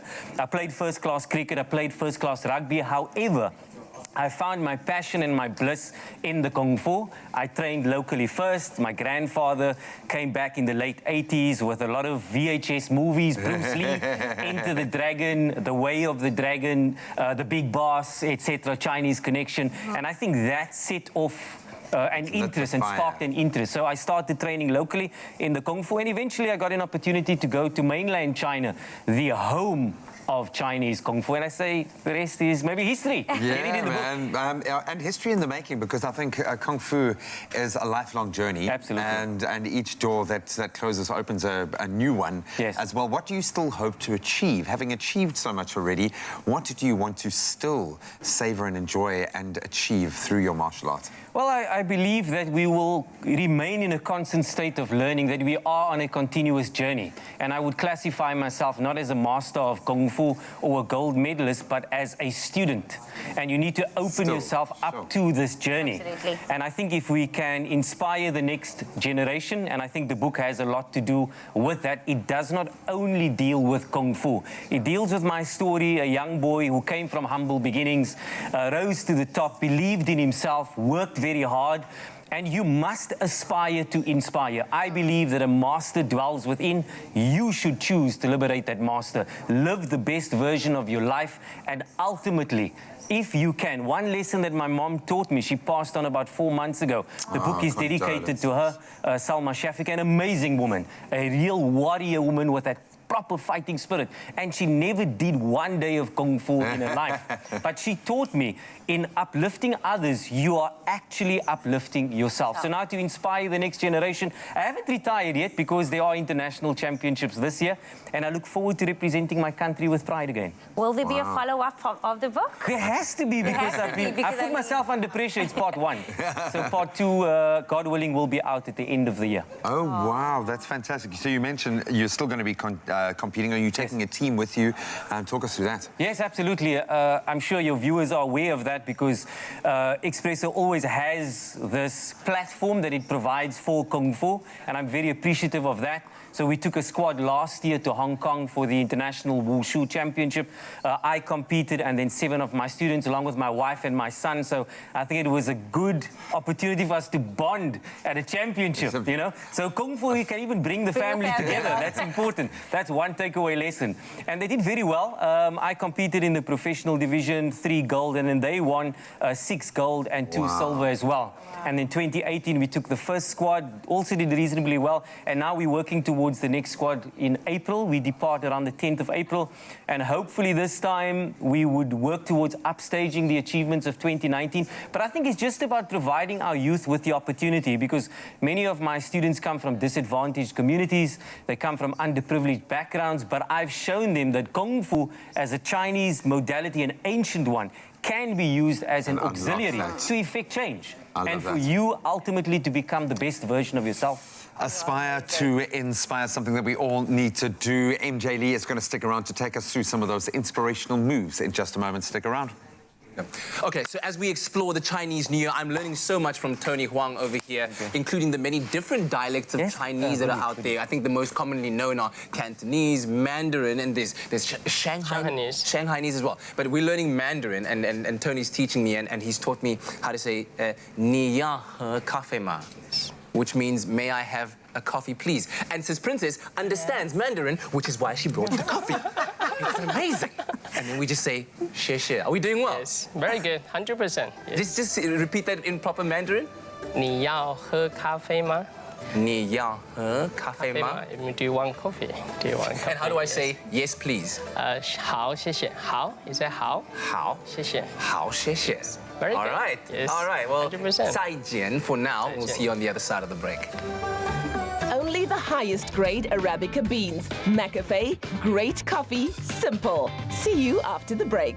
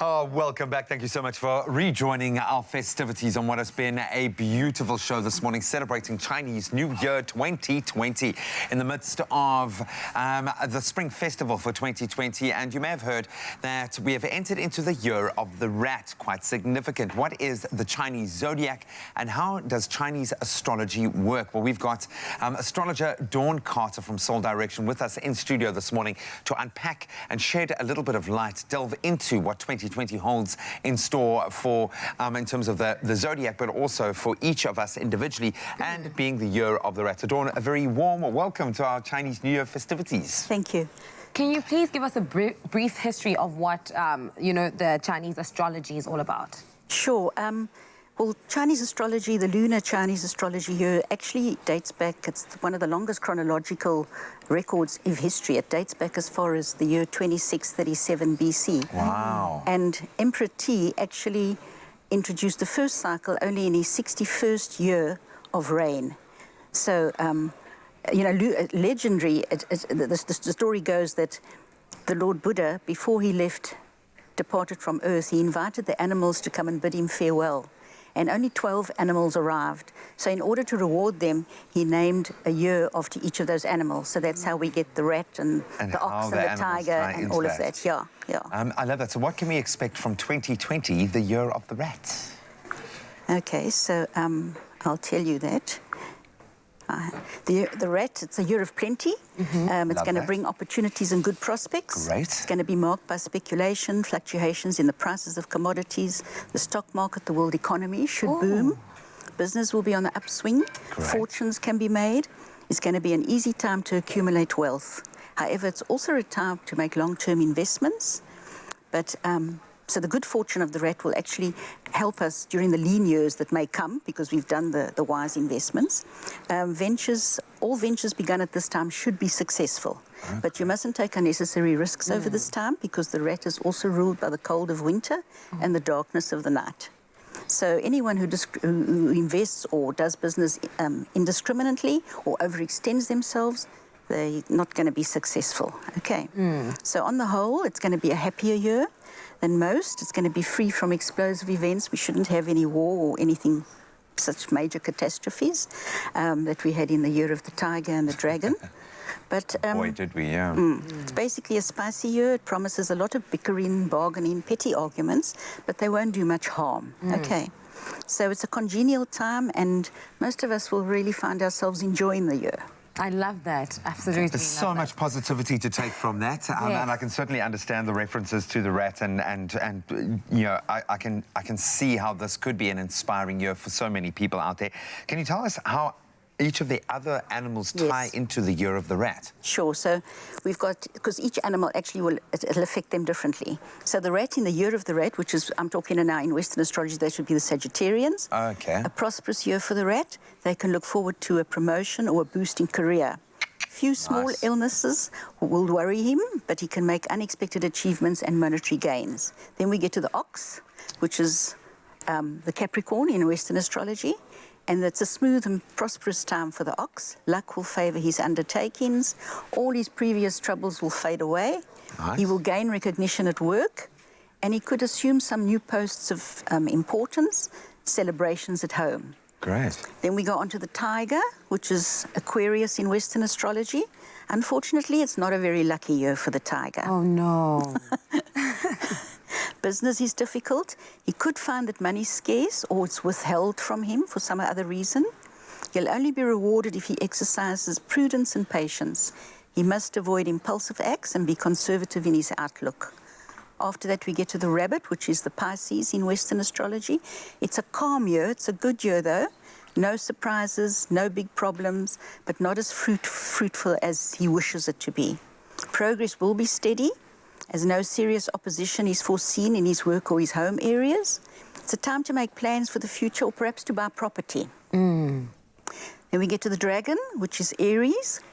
A lively year ahead for romance and pursuing business interests. Oh. Money will flow in, but one bad deal could make a dent in his resources. Okay. He will find it easy to relax, and his overall performance will be good. No big problems confront him at work or at home. Next one is the snake, which is Taurus. It's a year of activity for the snake. New outlooks, new opportunities present themselves. The snake will make some advancement in his career. This will also be a year of dramatic events, both good and bad. Wow. His financial gains will balance out his losses, and his problems will be solved by goodwill. A time in which he should never lend or borrow any money. Okay. The horse, which is Gemini, it's a difficult year, unfortunately, also for the horse. Really? Okay. Yep. Problems and unhappy romantic involvements. He must steer clear of any confrontation, especially if it's got to do with the law. Okay. Some monetary troubles in the family. A time for the horse to be cautious and preserving. He shouldn't lend or borrow money either. Oh. Then we get to the sheep, which is Cancer. It's a very good year for the sheep. That's me. Okay. Gifts and gains from unlikely sources, such as gambling and the lottery. So don't forget to play the lottery. Yeah, you've got the Met coming up this weekend. Hey, I'm man. just saying, yeah. Business opportunities are indicated. Home life may be placid, but romance and social success is foreseen. No illness, no sizable promises. Oh. Okay. The monkey, which is Leo, a lucky and a prosperous year for the monkey. Money comes from unlikely sources, and it's an excellent time for him to advance his positions or ask for loans. Problems are easily solved, and he's fated or he's sought after by important people. New members are added to his family. The rooster, which is Virgo, unfortunately, another difficult year. Oh. The rooster will be forced to dip into savings, money scarce, or he'll find that other people are wasting his money. Friends will not be of great help, and they're going to let him down when he goes to them for help. Headaches at home, health discomforts are indicated, and he's going to work hard to settle his trouble. It's a year for discretion and a lot of moderation. We get to the dog, which is Libra. It's a very fortunate year for the dog. He can be successful in business. He's going to receive additional income from past investments. His health is good, but there will be some problems in his home to do with young children. He should avoid lending money. And then we get to the boar, which is Scorpio. It's a year of uncertainties for the boar. Things are unsettled at work and at home. He may lose something, and he presumed he had gained. He will manage to surmount difficulties, but worries will weigh him down and adversely affect his progress and chances for success. So that's all of them. I absolutely love that. Thank you. Well, I didn't like my reading particularly much, the year of, being the horse as a Gemini, but I will certainly process that and take the wisdom out of that. Hopefully you found some insights in that. We're going to continue on this path throughout the morning, so stick around. Alrighty, here we go. Anel giving the pre-match talk because it's game time right now. We're celebrating the Chinese New Year, and so Tony Huang is here alongside his lovely wife. Yeah, well, it's a little bit different. And we're going to be learning all about the significance of food, because it is important not just for the belly but also culturally, especially when it comes to celebrating the Chinese New Year, as we heard from Tony earlier on, that it's all about spreading prosperity and good fortune to everyone around your community. And so this is also true when it comes to the food, Tony. Food is very, very important. Yes. Yeah. So take us through some of the food that is around over here and exactly what it means and what it signifies in terms of the Chinese New Year. All right, I would like to just briefly to introduce, let me say the most famous foods people understand is like dumplings. Yes. But they have a lot of name they all call dumplings. But let me try to introduce the different dumplings. Okay. This one is called 水饺 or Okay. 煎饺. Normally in China, almost all the family, when the Chinese New Year, in the Chinese New Year Eve dinner, people will eat that. And when the mommy making the dumplings, they will try to put 1 coin inside the dumplings. And who got the coins, who is lucky one, who got the lucky star. Oh, so wow. I can see they will try to find, they will try to eat as much as possible and to see. No, we don't put anything inside, so that's why. Cut down. All right. Okay, that's very cool. So, and there's a spring roll, of course. There's a spring roll in the springtime, people eat that. The spring rolls. And this mean is represented like wealthy, and the longevity noodles is like long life. Oh, longevity noodles. So actually, when you eat that noodles, remember don't just trim it. You need to pull it as high as possible and put it into your bowl, because you trim it is mean like it terminate people's life. So people will feel like quite scared. scary. So I mean, something when you eat, so you might sometimes it's offensive. You don't know. It's like you trimmed it. And okay, so you need to try and pull out as long as possible and just put into the bowl. To put into your bowl. Yes. Okay, all right. What about these ones over here? There's a called tangyuan, and normally when the family get together, it's a round one. So it represents like whole family. They get to reunion together. So sometimes if you walk quite long, far away, and when you come back, and you had this kind of symbol. Okay. Like we reunion. But that's a sweet thing, Tony, that round tongue was. Sweet thing. Do you want to taste that? You can try. Yeah, please. Do I have to use chopsticks? You can. I try to find you the easy way. Let's use the Chinese spoon. Oh, there wow. we go. That's nice. Okay, so this is tangyuan. Yeah, tangyuan. It's a little sticky, eh? Must be careful, don't choke, eh? I'll try not to. Wow. Very interesting texture around it. Sweet. Is it sticky? The inside. What is inside? Tell us. What does it taste like? It's like a nutty kind of peanut butter. It's peanuts, yes. Peanut, yes. There we go. Okay. All right, then let's move on to here. This one is called nian gao. Nian gao, gao is mean high. So we eat that, it means that in this new year, you are getting higher. No matter your precision, your health, and whatever, your money is getting higher and higher. So the reason why we have nian gao in the new year. Okay, good. And then over here? And it's also like something, we call it dou sha bao. We will put something sweet. So anything related to sweet is good for the new year. Okay. Yeah. Now, what about fortune cookies? Yeah, the fortune cookies, I will. Yes, all right. Anna's crazy about them. The fortune cookie actually is not the traditional Chinese food. It's originally from the LOA. Let me say LOA in the US. But it's from the community, the Chinese community in LOA. And I think about like 1960 something. Yes. And some Chinese takeaway, in order to increase their sale, they try to make the cookies and then put something like some good word inside. And then people will come here to buy, and their sales increase. So it's actually not traditionally Chinese. It's from kind of a business innovation. No. Oh, wow. I don't care, because I've got my lotto numbers, and it's 14, 25, 5, 1, 24, 3. Try those out. And it says never blame. Never blame. Never blame. Okay, but you can see how that works out, because there's probably just only good things inside fortune cookies. All right, Anel, you're very busy over there. You and Nikki are going to show us how to make a dumpling. Yes? Okay. So inside here, Nikki, we've got the carrots. Yes. What else is inside here? We have a carrots, cabbage, mushroom, and butternut. And you mix with some sesame oil. Yes. Lovely. Yeah, and you must be careful with the sesame oil, hey, because it's quite a strong thing. Yes, probably about like 2 tablespoons. Yeah. Yes. But darling, I can't fold this. You're going to have to teach me. Show me I'll how. show you now. Perhaps you can also try it. Yes, okay. Kat, I'm going to put some filling inside. So what kind of dumplings are we making now? We're gonna make pan-fried dumpling. Pan-fried dumplings. And what are they called in traditional Mandarin Chinese? They're called jianjiao. Jianjiao. Jianjiao. Okay, Nikki, how much of this? Just like a little bit like that. Is that enough? You put yes, that's enough. You're filling in the middle. Yeah. Now for the tricky part. Yes? Okay. So this is how you make jianjiao. Jianjiao, yes. Jianjiao. And then you put water on the semi-edge. On the edge, okay. On the semi, okay. Okay. And you fold into a half. Fold into a half. Yes. Okay. And dip the middle point. Just nip, like fasten it, pinch it, yeah, okay. And then you fold like this. Like a fold. Oh, no. Okay, I nearly missed that one up. Yeah. Pinch. There, pinch. 2. Second. Yeah. And third. 3 folds. And you pinch again at the end.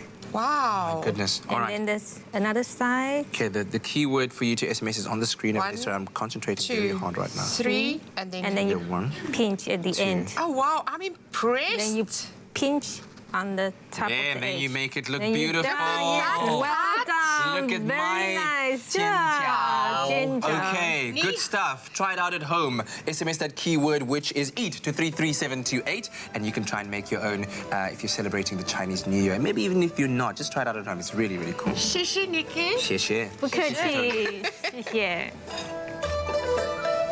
stuff. So we're going to continue looking at the Chinese Zodiac, and I cannot wait for my reading. Dawn Carter, an astrologer, is going to take me through what 2020 holds for me. Take it away.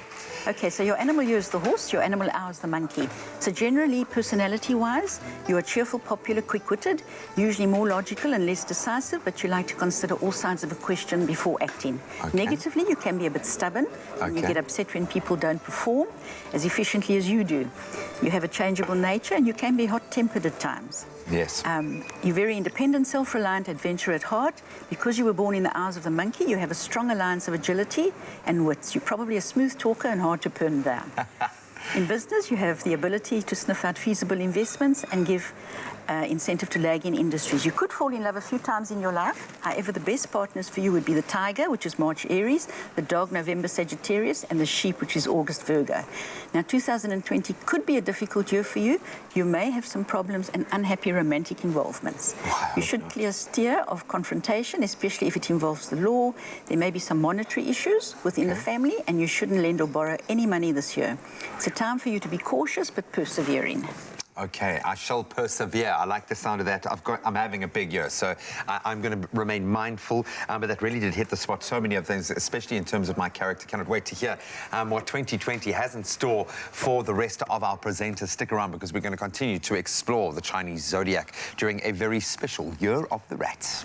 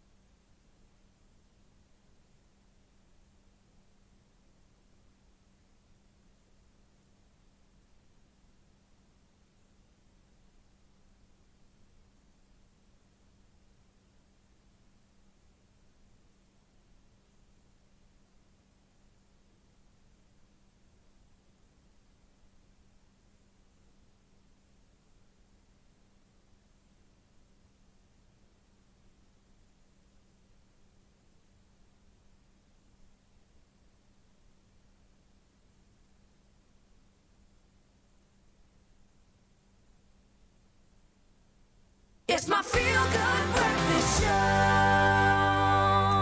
Welcome back to your Feel Good Breakfast Show right here on SABC3. It's a Thursday, the 30th of January, and if you've just joined us, we are celebrating a Chinese New Year. Lots of fun in studio, but right now, let's delve right into those news of headlines. The headline of the news. Well, here are the headlines at 8 o'clock this morning. The minister in the presidency, Jackson Mthembu, says talks at the cabinet Lekgotla that's underway in Pretoria will focus on the country's state-owned enterprises and the economy. Now, the meeting is being held at the presidential guest house and ends tomorrow. Eskom's power generation difficulties and the financial crisis at South African Airways will top the agenda. Government believes that it cannot successfully grow the economy if the country does not have a reliable energy supply. In other news, the Gauteng Department of Community Safety has embarked on an integrated school safety intervention plan to rid schools of criminal elements in order to create a conducive learning and teaching environment. Now, in a statement issued yesterday, it was stated that the integrated school safety intervention plan includes, amongst others, school searches, safety talks, gender-based violence education, a one-stop center for victims of gender-based violence, and the introduction of a Adopt a Cop by local police stations. On the international front, Zimbabwe's public sector workers have accepted a 140% salary hike, a union official said this yesterday, averting a potential strike against President Emerson Mnangagwa's government.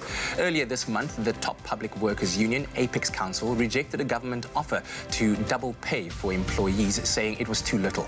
After another round of negotiations, workers had accepted a pay deal that would see the lowest paid state employees receiving $146 per month.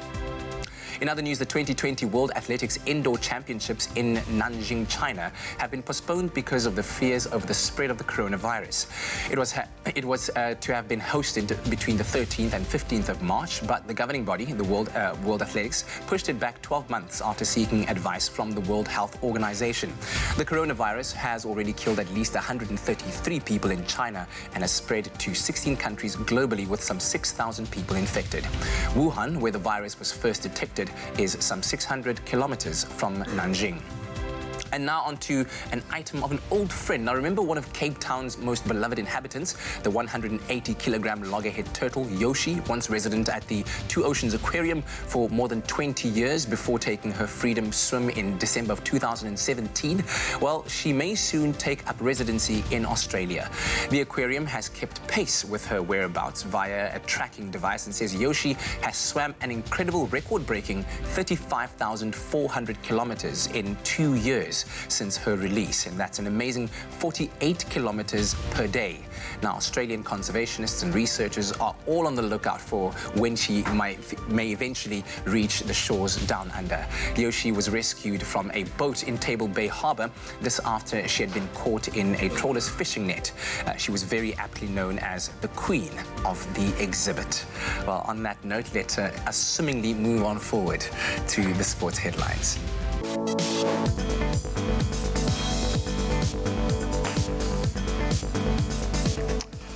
Thanks so much, Kat. We kick it off with athletics. The 2020 World Athletics Indoor Championship, scheduled to take place from the 13th to the 15th of March in Nanjing, China, has now been postponed due to fears over the spread of the coronavirus. That was announced by World Athletics yesterday. The governing body added that the event has now been postponed to March 2021. And that while the Asian Indoor Athletics Championships planned to take place next month as well in Hangzhou has also been cancelled. Lots of football action this week in the Premier League. We saw table toppers Liverpool claim another one, 2-0 over West Ham United at London Stadium. That happened late last night. Star striker Mohamed Salah opening the scoring in the 35th minute from the spot before Alex Oxlade-Chamberlain slotted the second just after half-time. So Liverpool now remain at the top of the standings, 19 points clear of Manchester City in second. Now, while Manchester City, they were also in action, and they are through to the Carabao Cup final despite a 1-0 loss to Man United. That was in their second semi-final clash at the Etihad Stadium last night. City advancing 3-2 on aggregate after leading 3-1 from the first leg at Old Trafford. Then, of course, on Tuesday, Aston Villa recorded that 2-1 win over Leicester to advance to the final as well. The final between City and Villa will take place at the famed Wembley Stadium on the 3rd of March. Then on to tennis. Our world #1 ranked Rafa Nadal has crashed out of the first Grand Slam of the year, the Australian Open, and it was 5th seed Dominic Thiem who beat the Spaniard 7-6, 7-6, 4-6, 7-6 at Melbourne Park.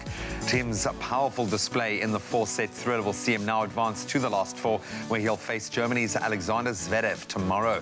The other semi-final will see old foes Novak Djokovic and Roger Federer go head-to-head from 10:30 this morning. So catch a look if you can, and that's a wrap of our sport for this Thursday morning.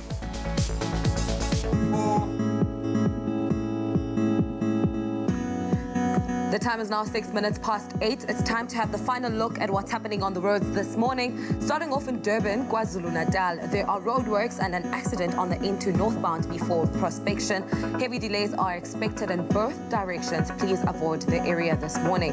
And in the Western Cape, Muizenberg on Baden-Powell Drive inbound, there's congestion between the Sanderling Road and Main Road. The average traveling speed is 10 kilometers an hour with delays up to 20 minutes. And lastly, Metro Rail Cape Flats line, there are 40 points at Wynberg impacting the Southern Line train service. Platform changes apply. All inbound and outbound trains will operate via Platform 2 at Wynberg Station. That's your 8 o'clock traffic roundup. Right now, it's time to have the final look at the weather with Jamie.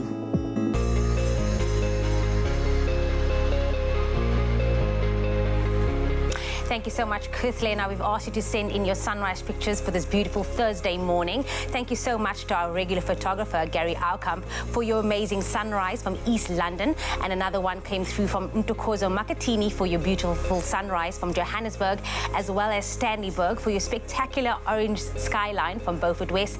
And then lastly, Nombulelo for your sunrise picture from Soweto. Remember to keep those pictures coming through on our social media. But let's take a final look at what it looks like for the rest of the country. Now, the lowest temperature in the country, surprisingly, is in Polokwane with a low of 15 and a high of 28. Umbombele, 29. Now, if you're out in Pretoria, thunderstorms are expected for you guys today with a low of 16, peaking at 30 degrees. A couple of showers coming through for Johannesburg with a low of 15 and a maximum of 29. Mahikeng, 32. High humidity can be expected for you, Klerksdorp, with a low of 18 and a maximum of 33 degrees. If you're out in Kimberley, your range is 20 to 38 degrees. Bloemfontein, 34. Now, occasional rain can be expected for you, Richards Bay, with a low of 21 and a high of 28. If you're out in Pietermaritzburg, it's 27. Heavy rainfall can be expected for South Africa's playground at Durban with a low of 24 and a high of 27.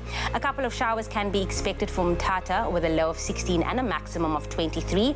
Occasional rain for you, East London, with a low of 20 and a maximum of 23. Cradock, 35. The friendly city of Port Elizabeth, PE, is 24. Southeasterly wind of 22 kilometers per hour for you, George, with a low of 17 and a high of 23. Sutherland, 33. Now, a southeasterly wind of 15 kilometers per hour can be expected for the beautiful mother city, Cape Town, with a low of 17 and a high of 29. Worcester, 36. Springbok, 40. But that's not it, because the highest temperature in the country can be found in Uppington with an all low of 24, peaking at 42. So it's a hot day. Make sure to take out that sunblock, stay hydrated, and remember to stay locked on your Feel Good Breakfast show. Happy birthday, a very happy birthday to you. Feel it. It's your birthday. Hopefully, we've got a message just for you today. Hopefully, someone loves you enough to have sent through a video. But let's see which celebrities you are sharing your special day with. Does bomb sound familiar with you? Bomb. Yeah, it was a set work at school, man. Yes, absolutely. Now, if it's your birthday, you might have been celebrating it with Henry Taylor, who was born on this day in 1949 in Durban. He was an actor known for his depiction of the Zulu warrior King Shaka Kasenzaga Kona in Shaka Zulu. He was married to Jenny Hollander and Tozi Duma, the South African actor who would have turned 71 years old today. Happy birthday to you, Mr. Kele.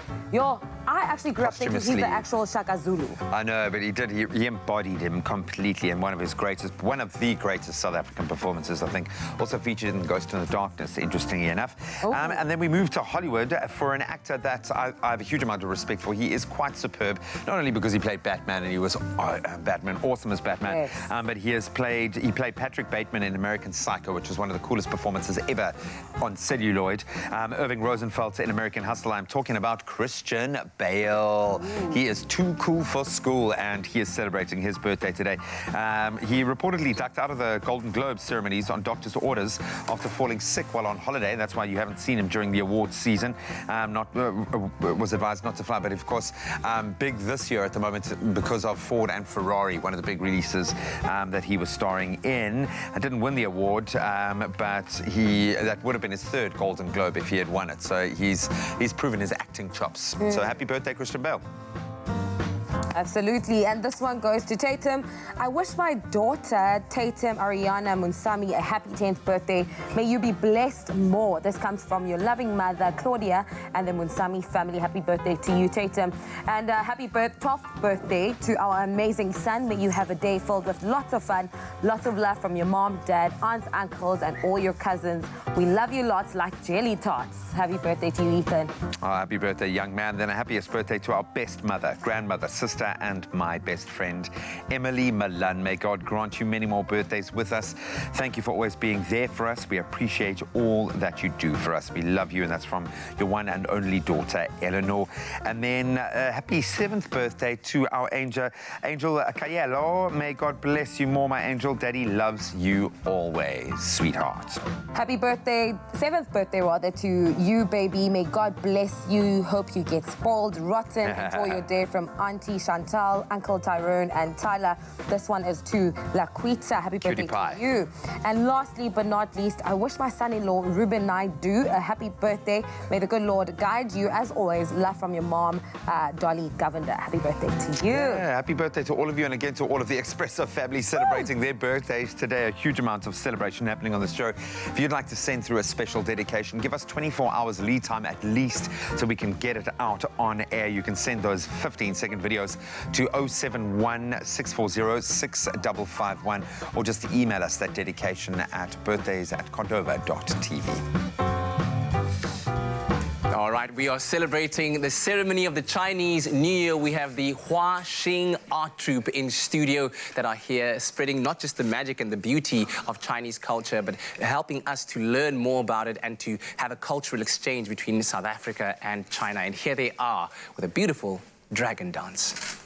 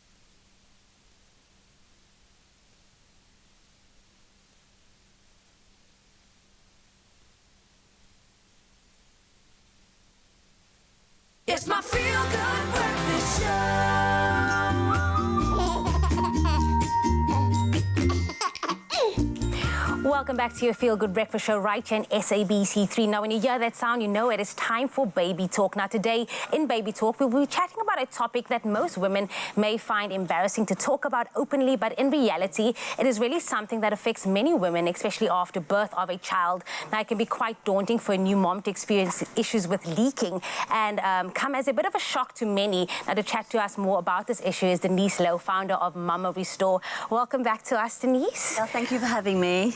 It is quite an embarrassing topic to talk about it, but I like that we have this platform today to speak about it leaking after birth, maybe. Is there a medical term for it, or is it leaking? Okay, so probably the medical term would be urinary incontinence. Okay. But most people would be familiar with leaking, so that's why I've entitled it Leaking with Laughter, because that's when it happens, when there's sort of downward pressure, when you laugh, you cough, you sneeze, or you go trampolining and you get that embarrassing moment. And it can be quite worrying, especially for a new mum and a first-time mum. They're like, oh, gosh, what's happening? Is this now me for life? I'm going to suffer with this. And they won't talk about it. They're too shy. They're too embarrassed. Will these issues then settle down after birth, or do you need to do something to help relieve this pressure of it? Yeah, okay, so it will resolve. Obviously, there's a lot of downward pressure onto the pelvic floor because of the fact that you're carrying a baby. So as the baby grows, there's this continuous downward pressure onto the pelvic floor, and the muscles, you know, weaken. They take a lot of strain. The thing is that after you've birthed your baby, you need to give the body time to heal. It doesn't just ka-ching and spring back. It needs time, and that's the thing I don't think women are giving themselves. So those muscles need to heal as well, and that takes time. So normally I would say at the end of the 4th trimester, so we're talking 16 weeks, things should have sorted themselves out. If they're not, now this is the key thing, don't suffer in silence. You need to know where to go. Okay. And where do women need to go? Okay, so normally you could go to your GP and say, look, you know, I've got an issue, I'm worried about this, I'm concerned, and they then should refer you to a physiotherapist that specialises in pelvic floor health. Okay. So they can help you, because, you know, you shouldn't have to continue with this. You should be happy to still be able to jump and skip and play with the kids and trampoline and not have that issue. And I can think that it's very scary for a new mom, especially if it's your first time having a baby and then thinking, like, why am I still leaking afterwards? Can I then say that this is more common in a mother that gave birth naturally as opposed to a C-section, or would it kind of then be the same? Okay, so that's a really interesting question. So the fact is yes, if you've had a natural birth, obviously there's more stretching and there's more downward pressure onto the pelvic floor. So yes, a mother delivering that way might have more issues. But with a C-section, there's still the effect of being pregnant and that downward pressure onto the pelvic floor because of the pregnancy. But when they do a C-section, to take the baby out, they actually tug onto the pelvic floor. And, you know, there's still that risk of damage to the bladder during a C-section. I mean, it has been known, it's not common, but they can actually cut the bladder unintentionally. So, you know, the bladder can be affected, and this pelvic floor still takes strain, and the connective tissue in the pelvic floor. So it doesn't actually really matter. It's just, obviously, still, if you have a C-section, you need to think about your pelvic floor. Now, there's something very common called Kegling. I don't know if a lot of people know about it. Can you explain a bit more of what Kegling is? You can't obviously show us. I love Kegels. I love talking and then about also just Kegels. like, how long after should we then start engaging in Kegling? Okay. I love that you say Kegling. Oh, dear. Okay, so let's just talk about the difference, okay? So a Kegel is a muscle contraction of the pelvic floor.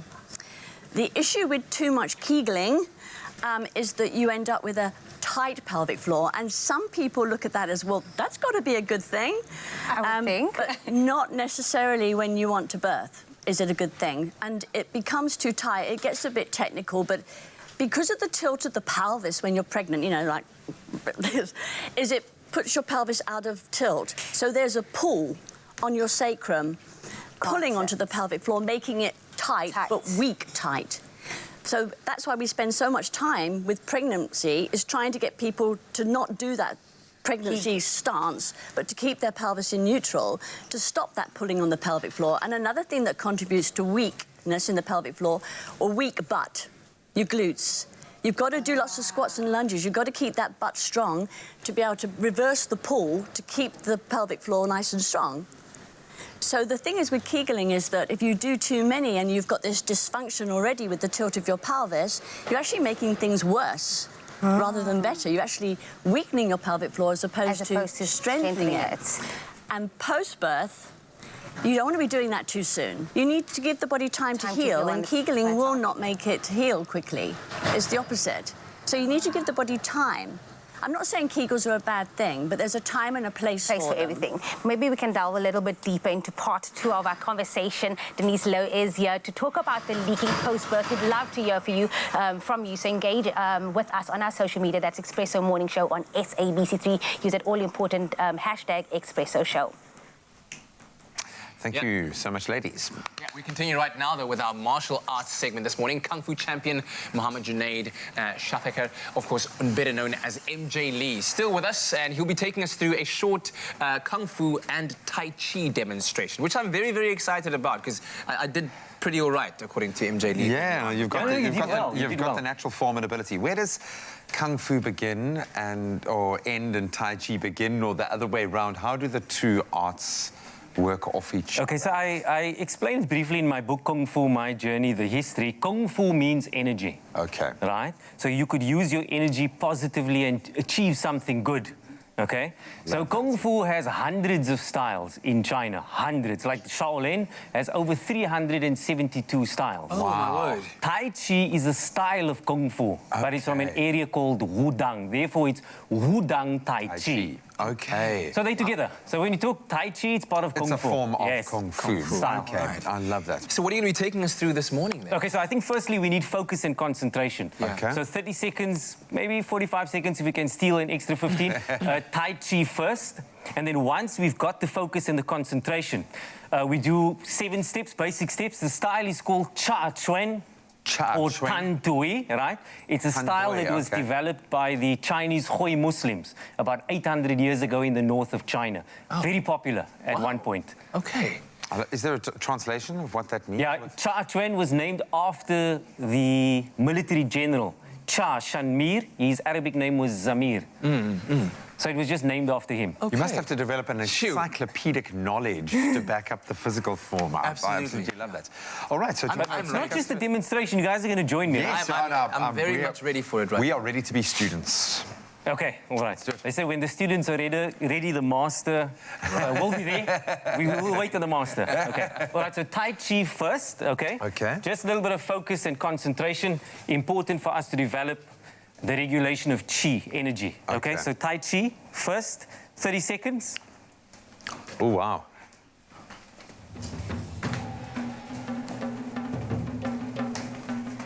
Right fist, left hand. Traditional greeting, Kung Fu.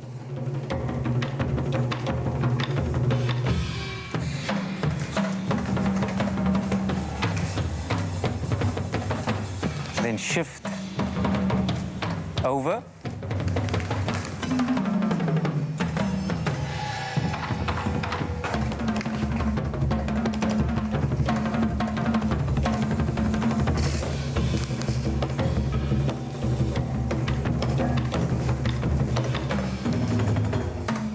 Okay, so once we felt that we pretty much have the balance and the focus. And it's a flow. So now let's look at the Cha Chuan and the Tan Tui. Okay. Okay.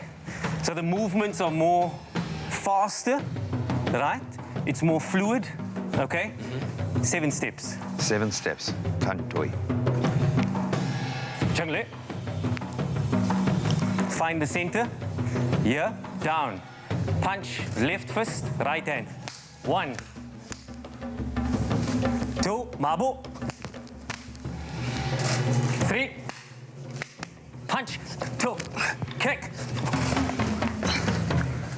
Up, Kongbo, bow stance. Sure. I love that. Feel the power in that. And I can just imagine that kind of flowing into it. You have these accents, moments where that power kind of comes out. So it's about gathering the energy, the chi, inhaling. When you're ready to execute, exhale. Man. Short snap, punch. 1, 2. That was awesome. How energized do you feel? 谢谢你，再见. And because it's Kung Fu Championship this year, we say 加油南非. 加油南非. Yes, so that's good luck to South Africa, me and many other South Africans. You in Thank you very particular, much. so thank you so much.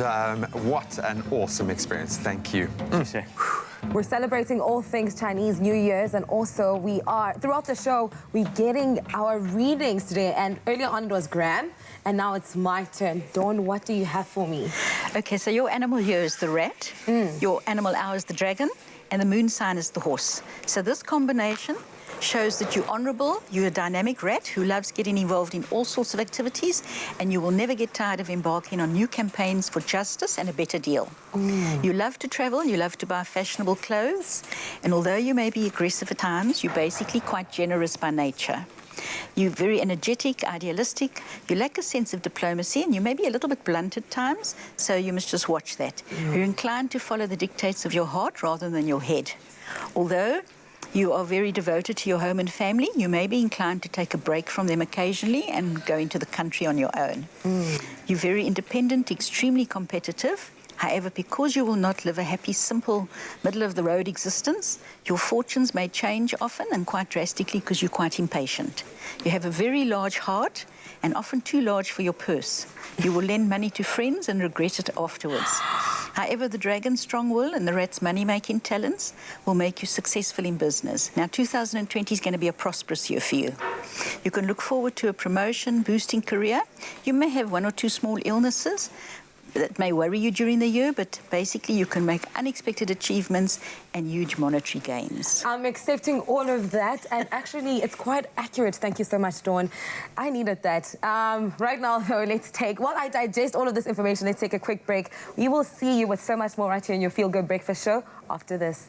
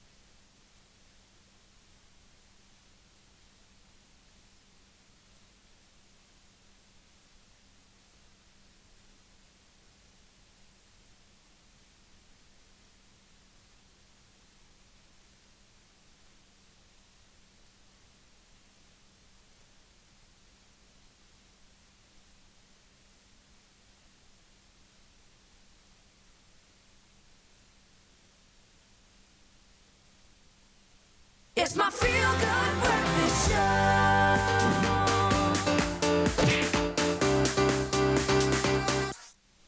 Welcome back to your Feel Good Breakfast show. This is Expresso right here on SABC3. When you hear that sound, you know we are talking all things entertainment from Hollywood down to Mzansi-wood. Absolutely, and some exciting news right now. Current Miss Universe Zozibini Tunzi made all of us as South Africans extremely proud when she walked away with the title early last December. Now, she's yet to come home, with many fans dying to know when exactly will she be back in the country for a visit. And a video that she posted, that was posted to the Miss Universe Instagram page, has answered all of those questions. Take a quick look. Hi South Africa, I am finally coming home. I know a lot of you have been asking when I'm coming home, and the time has come. We are kicking off the schedule on the 8th of February. Please keep your eye on the Miss South Africa official page, as well as the Miss Universe official page, as well as on my page. I will be uploading the itinerary so that you can see where to find me, where you can come and say hi, take loads of pictures and celebrate with me. I love you guys so much. I cannot wait to come home. We can't wait for you to come home. Oh my word, she's gorgeous. Yeah. She's been jetting around the world, around Indonesia, shooting a TV commercial, and has also recently taken to social media to share how much she misses home. And we can't wait to celebrate you, Miss Zozi. Come back, and when you do, try and make a turn by our studios. It'd be wonderful to have a chat with you while you're here in the country. But in other news, guys, Kobe Bryant's love for her daughter, or for his daughter rather, is inspiring other fathers out there to celebrate celebrate their pride for their own daughters. Now, the NBA legend, who unfortunately lost his life along with his 13-year-old daughter, Gianna, and 7 other people in a helicopter crash on Sunday morning. He was a dad to 4 girls. His surviving daughters being 17-year-old Natalia, 3-year-old Bianca, and 7-month-old Capri. Now, the social media tribute, which uses hashtag #GirlDad, comes off of the back of the ESPN reporter Al Duncan, remembering the LA Lakers player. He was gushing over his then 3-year-old, or three daughters shortly after the birth of Capri. And when asked if he was hoping to get another boy, he said, without hesitation, I would have 5 more girls if I could. I'm a girl dad. And so the hashtag has been used by rapper Bow Wow, who simply posts, I love you, Shy. And producer and rapper Timbaland posted a couple of snaps with his daughter, Rain. And another American sporting legend, retired baseballer Alex Rodriguez, retweeted L. Duncan's call with caption, I'm so proud and lucky to be a hashtag girl dad. Look at that. That's chills. Like absolutely beautiful. Also such positivity on the timeline, you know, inspired by Kobe Bryant and Ujiji is just absolutely beautiful and heartwarming to watch, especially during this very hard time. Yeah, his wife Vanessa actually spoke out yesterday for the first time on Instagram and was just saying it's a difficult time, as we can imagine, for the entire family, but just to keep them in prayers and thoughts as they're going through this tough time. Because, I mean, imagine as a mother losing a partner and a daughter in such a horrible way. So our thoughts and our prayers are definitely with the Bryan family. Most certainly. Now, for some lighter news, the biggest parts of 2020 all came to fruition in 2019 for some people out there, including DJ and media personality Tumi Foster, who demonstrated this when she recently announced that she's expecting her first bundle of joy. Yeah, just allow that to sink in for a moment. It's that African butter, darling. Love it. The former YoTV child star and radio jockey revealed that the shower, which took place last year, and she revealed it with this caption saying, my 29, my love letter from God. Today, I choose to celebrate love and life. Thank you, God, for this wonderful gift. And her angelic baby shower, as you can see, draws inspiration from Beyonce's surprise 2017 Grammys performance, which she did while she was heavily pregnant as well. Quite an iconic picture that you see over there. And of course, at the time, she was pregnant with her twins, Rumi and Sir. And so to Dumi and her family, we say a big, big congratulations. Congratulations. Wishing you all of the best on this journey. And oh, man, what a wonderful way to close off the entertainment. Absolutely, baby fever. Baby fever for who? Thanks so much, team. Now we've reached the end of January, and by now it's back to school, back to varsity, and of course back to work. Last week we had Taryn Oppel in studio chatting to us about the career checklist for women. So today we thought we'd give the men a little insight on what to wear in a corporate environment, push the boat out a little bit and inspire you. There's a saying that goes, style is a way to say who you are without having to speak. Now, what does that mean exactly? Well, we're about to find out. What are some of the must-have items for office wear? What is trending at the moment? What is too formal or maybe a little too cash? We are joined by the ever so stylish Seth Shazy, who's going to give us a rundown on how to dress for every kind of modern office. This is fun, Seth. I know. This is cool, I'm excited, man. Yeah. And, I mean, we can't really deny going back to work now. It's actually fair. Yeah, oh no, it's there. We've survived January, as we call it. But it's an exciting time. Well, we're almost there. We're almost there, buddy. But there is an opportunity here because, let's be honest, you get judged by what you wear in an office environment, probably more than any other. Of course. And it's a fine line to walk because you want to be able to express yourself, but you've also got to toe the line. What are some of the major work menswear trends at the moment? So one of the nicest things is that with being more sustainable, we're seeing a lot of trends where people are being essentialists, which means people are buying less items that they can pull a multitude of directions. Suits a great idea, but now you no longer have to always wear a tie with it. You can actually make it a little bit more casual. And it is summer in South Africa's hot. Unless you work in finance, you don't have to wear a tie every day. Even in finance, I think the rules are changing. People are becoming more modern. And also, you know, striped suits as well. It's no longer just a statement suit. You can actually show off a little bit if you wear it down a little bit with a T-shirt or with like an open tie again. And we're seeing a huge trend actually of people are starting to wear sneakers out there and going out. Like if you're wearing a suit or wearing a semi-formal outfit, you can get away with just wearing sneakers. I love that, man. That's definitely my vibe, and I love dressing it down. And obviously, we get to have a lot of fun in our space. Our office is this. And so look it's at not you exactly now. Like, very corporate. people envy you. You really can dress it down and end up doing a bit of kung fu at the office. That's how our life works. But you have an opportunity to accessorize in a way at the office that you don't have anywhere else. What are some of the must-have items? So I think, like, one of the must-have, like, a guy should always have a well-tailored suit. So that's just like the basis of every sort of wardrobe if you're actually working. But then right now we're seeing a huge trend on black tees. So if you have a black T-shirt, you can dress it up with, like, even jeans. It'll suddenly look just, I mean, like I'm doing today. Like I am still wearing just something relatively casual at the bottom, but having a black T-shirt kind of sombers the outfit and makes it suddenly ready for work. Bit of monochrome, and you just popped it with a bit of colour with a pocket square. Exactly. It's Well, formal, exactly. And I mean, that's what you do. If you can basically style it up in the same outfit, could be worn multiple ways if you just change the other accessories. So you could get a pocket square, you can get a bag or a hat if you want. We're seeing a huge rise in white sneakers. So again, like I wasn't trying to be the model. There's an actual model coming for this. But white sneakers are in. Black tees are a huge trend, and a really good statement suit is going to always be like a classic. And it makes you feel good. And I think you know it is an emotional game being at the office if you've got to go and do a presentation, if you've got to put your best foot forward, feeling good about yourself really does make a big difference. And there's nothing like a good, well-fitted suit to make you feel confident. He is well-fitted.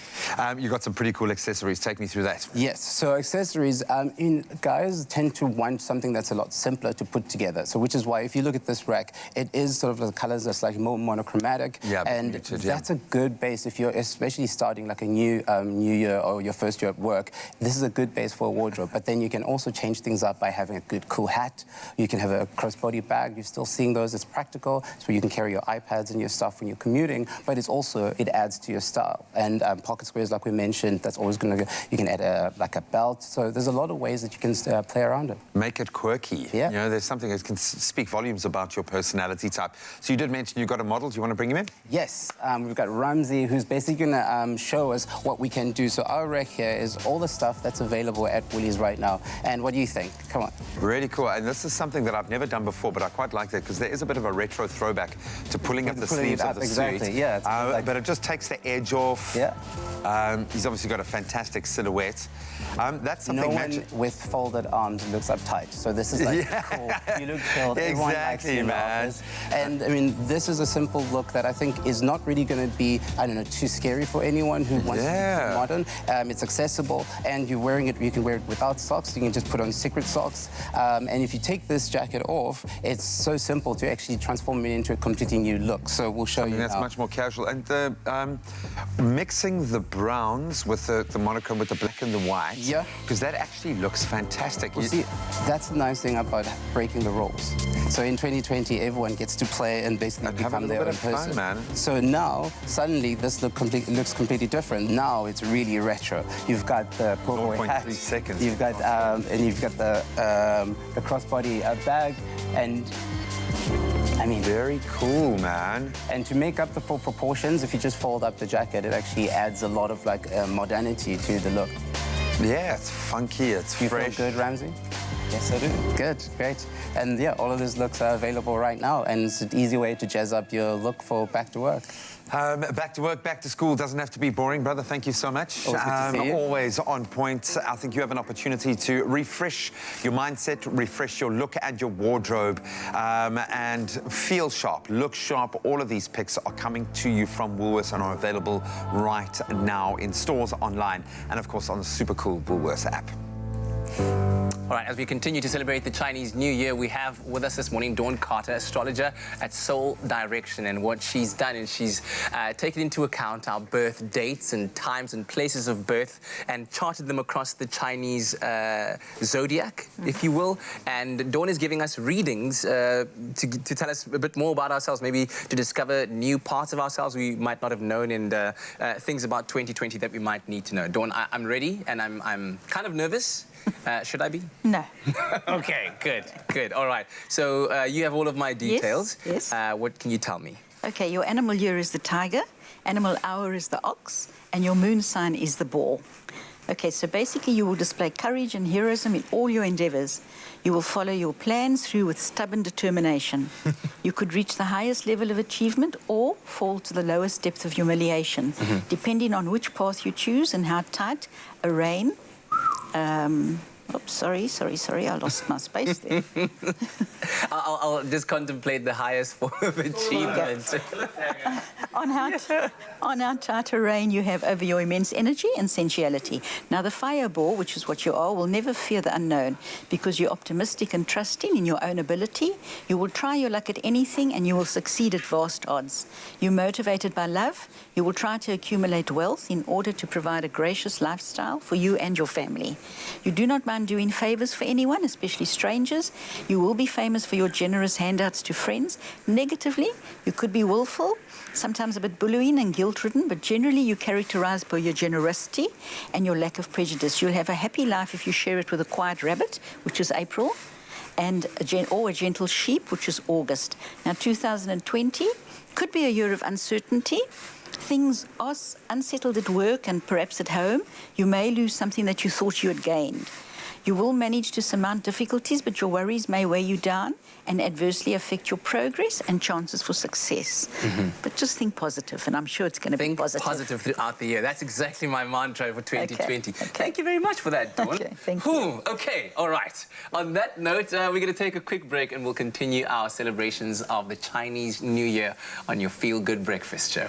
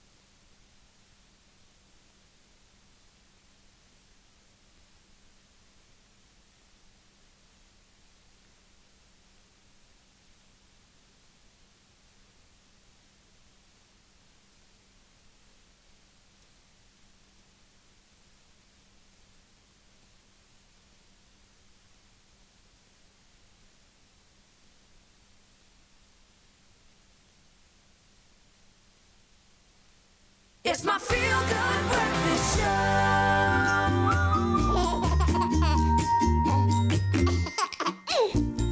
Welcome back to your Feel Good Breakfast Show right here on SABC3. It's a Thursday and it's part 2 of Baby Talk. Now, we're talking about something quite common with women, also quite embarrassing, but this is a platform for us to speak about it, leaking after birth. Now, Denise Lowe is in studio this morning just to continue this conversation. Now, before the break, or part 1, we were speaking about the Kegel exercises. However, there are also other exercises. What would be the 3 exercises post-birth, and maybe a time frame we can start doing that to help get that pelvic floor ready again? Okay, so it is research. It's based on scientific evidence. So the top 3 exercises would be, the number 1 is a shoulder bridge. So I'm a bit dressed here, but it's where you lay on your back with your knees bent and then you lift your hips. Okay, so like you would do in the gym with the barbell? So no weights. Okay. No weights, no. Just gently lifting your hips up and down. That's a really good one, the shoulder bridge, because also it's about trying to build up the strength in your butt muscle, right? And then squats and lunges, because again, they build up the posterior side, so it helps balance out the pelvic floor. So those are the top 3. Shoulder bridge, squats and lunges. Okay. How how soon would you then start introducing these exercises? Would you even say you should start doing them during pregnancy? Absolutely do them during pregnancy, 100%, because that's going to obviously make your pelvic floor stronger. But remember that it's like any other set of muscles. They need to be warmed up, they need to be strengthened, they need to be stretched, and they need to be released. So there's a whole lot of things going on down under the carriage that which you don't think about that needs to be taken into consideration. And then post-birth, you don't want to be doing this too soon. You need to give the body time to settle and to heal. Absolutely. So I wouldn't advocate doing any hectic exercises like that until you've had your first post-checkup with your gynecologist. Which is usually like 6 weeks after. 6 to 8 weeks, yes. And what if the leaking does not go away? What should a mother then do? Well, then she needs to look for help, you know. It's quite difficult to know where to go, but definitely the first starting point would be to go to your doctor, tell them about the issue, and then they can refer you to... And I would say, instead of going to a gynecologist or a urologist at this stage, is seek the help of a physiotherapist who specialises in pelvic floor health. Okay. And we have got 3 good ones in the Western Cape, and there are others. If you just search a little bit online, there are other provinces that have these specialists in this field, and they really understand what's going on. They can help you reconnect with those muscles and sort it out. You made it sound so easy, but thank you so much for joining in on this conversation. I think there's still so much to speak about because, again, it is quite an embarrassing topic to talk about, but once we just bring light into this, we can, of course, just eliminate that embarrassing. So thank you so much to Denise Lowe, who is joining us in studio. Now let's take it over to Kat and Kutle. Listen, we're learning a lot. We're all about the Chinese New Year, and right now we're about to learn about paper cutting, which is one of the most popular decorative Chinese handcrafts out there. It's popular for its low cost and artistry, and now Tony is going to be teaching us how to make something rather gorgeous, simply just from paper. And the results that you get, Tony, are amazing. Show us some of the beautiful decorations that you can get, like you've got some there. Yes. That's wonderful. That's wonderful. And then what do you call that? In paper cutting, actually, in China, we call it 剪纸. 剪纸. And the other name is called 春花. 春花means a window flower. Because you can see in the ancient time, the ladies needed to make the decoration for the house. Okay. So it's a window flower. So it's still quite important and relevant to this day. Okay, so tell us about paper cutting. You said there are 2 very distinctive, important parts of it. All right. So paper cutting actually can divide the 2 parts. One is how to fold the paper. They have more than 100 type of different ways to fold the paper, and different type can make the results different. Yes. So we don't have the time to introduce the hundreds of types. We tried it, and it was much better at it. So then we say once we finish the folding paper, so we need to design a pattern on it. And the most beautiful part I would like to say to make people exciting is that you never know what it looks like before you open it. Oh yes. So then we say you can try to do the freehand design. Then we say take this one for example. You can just make the pattern and decide which part you want to be cut off. Okay. And also, some people like to use a freehand. If you have some pattern in your mind already, you don't need to like me. I mean, I would like to use a pencil and to draw, and actually I will indicate which parts can be cut, which one you need to keep that. Good. So the ones that you wrote, cut, we cutting out. Okay, I'm going to do that as quickly as I possibly can. Yes. All right. Cool. Be as careful as you can. Oh my goodness. And I would like to say that paper cut is a very crucial skill in the ancient time because ladies all needed to learn how to do paper cutting. So if you know how to do paper cutting, it's also benefit for you to get a nice husband. Oh, really? So you should learn that. So I need to be on point with this one. Okay, so there's one. Because they mentioned something about romance in my reading, so perhaps if I nail this, all right, I might just, clock myself a young somebody out there. Okay, so my way. Okay, I'm trying my best to finish on time. I think I overcut that one. That's fine. And then you can open and see what the result is. I tell you what, we're going to carry on doing this as carefully as we can. We'll hopefully be able to reveal this to you by the end of the show. Oh, you done already? I'm not done, but this is the progress so far. Okay. And then at the end of the show, I'll show you the final product. Okay, Jamie Lee, over to you. Okay, Dawn, everyone has their reading done. I had a bit of FOMO, so it's time to delve into my reading. Please speak to me. What is it saying? Okay. Your animal year is the year of the monkey. Animal hour is the sheep. And your moon sign is also the bull. So you're a preserving and diplomatic boar with all qualifications of an outstanding ambassador. You are perceptive at discovering people's hidden desires. You'll be resourceful in bargaining with your opponents. Water makes you look for the best in others, and you often refuse to believe their evil intents until the last minute. You have a touching faith in your beliefs and your loved ones, and you believe in miracles. However, others will use you if you're not careful. You're peaceful, you're earnest, and you're a great party goer. You will stick to the rules of the game, and you will show your goodwill by meeting others halfway. True to the boar nature, you will have basic compassions and outpourings of love. However, when you are negative, you can overindulge in rich foods, excessive drinking, and in other expensive luxuries of the expense of others. You will have a happy life if you share it with a quiet rabbit or the gentle sheep. The rat will also be enchanted by your ingenuity. Now, 2020, this could be a year of uncertainties for the boar. Things are unsettled at work and at home. You may lose something you thought you'd gained. You will manage to surmount any difficulties, but your worries will weigh you down and adversely affect your progress and chances for success. Dawn, you're speaking to my soul right now, but okay, I feel it. Nothing about love there, but it's okay. Don't worry, I'll find my Serbian man some other time. But when we come back after the break, Dawn's going to be reading one of your readings today. So stick around for that. We'll see you in a moment. Okay.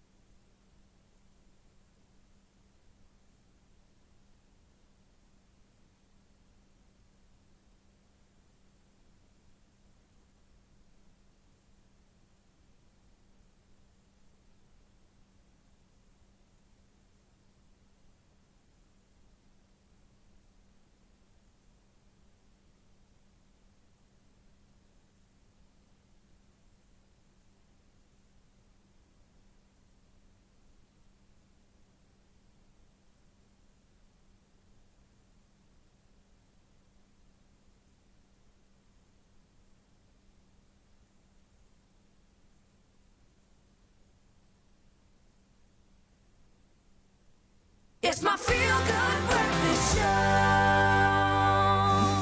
Welcome back. You're live with Expresso as we savor the last few moments of what has been the most wonderful show. So thank you so much to everyone who's contributed. You guys at home as well. We are exploring the Chinese Zodiac being the year of the rat. We've all had our readings. Dawn has very kindly taken us through some really interesting insights. Yes. Some dark, some very positive. Kutle's smiling all the way because you just got like all happy smiles and rainbow. It was on point, but there are some things that I still need to work on. But then we've got a few responses also on social media. This one comes from Ulangelihle Zamani Pungula.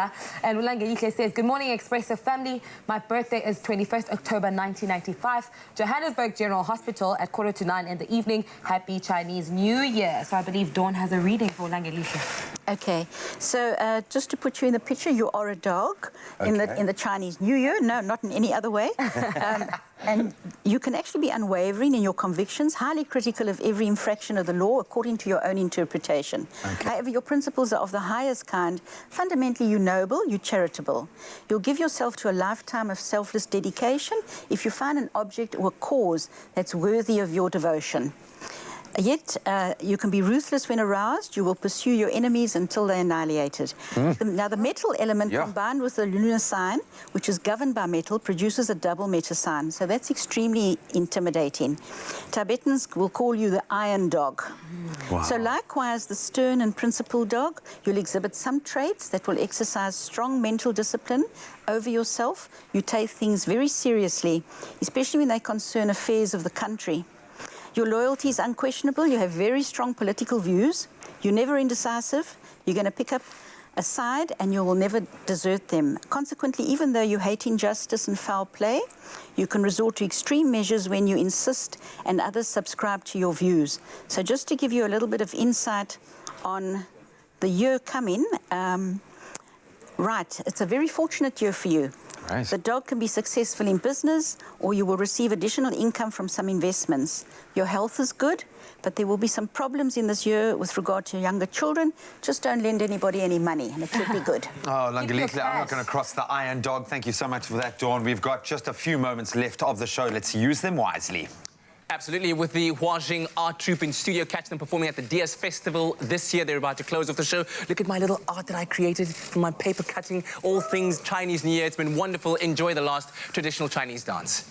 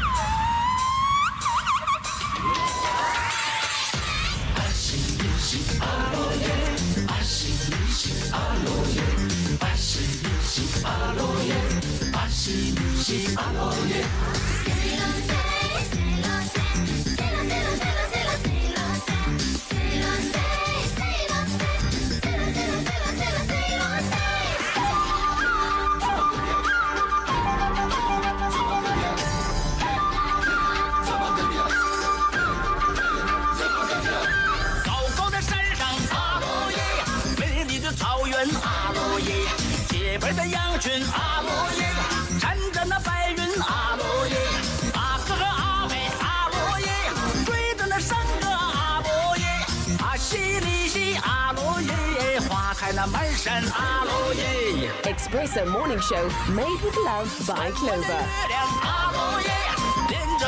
Another feel-good production.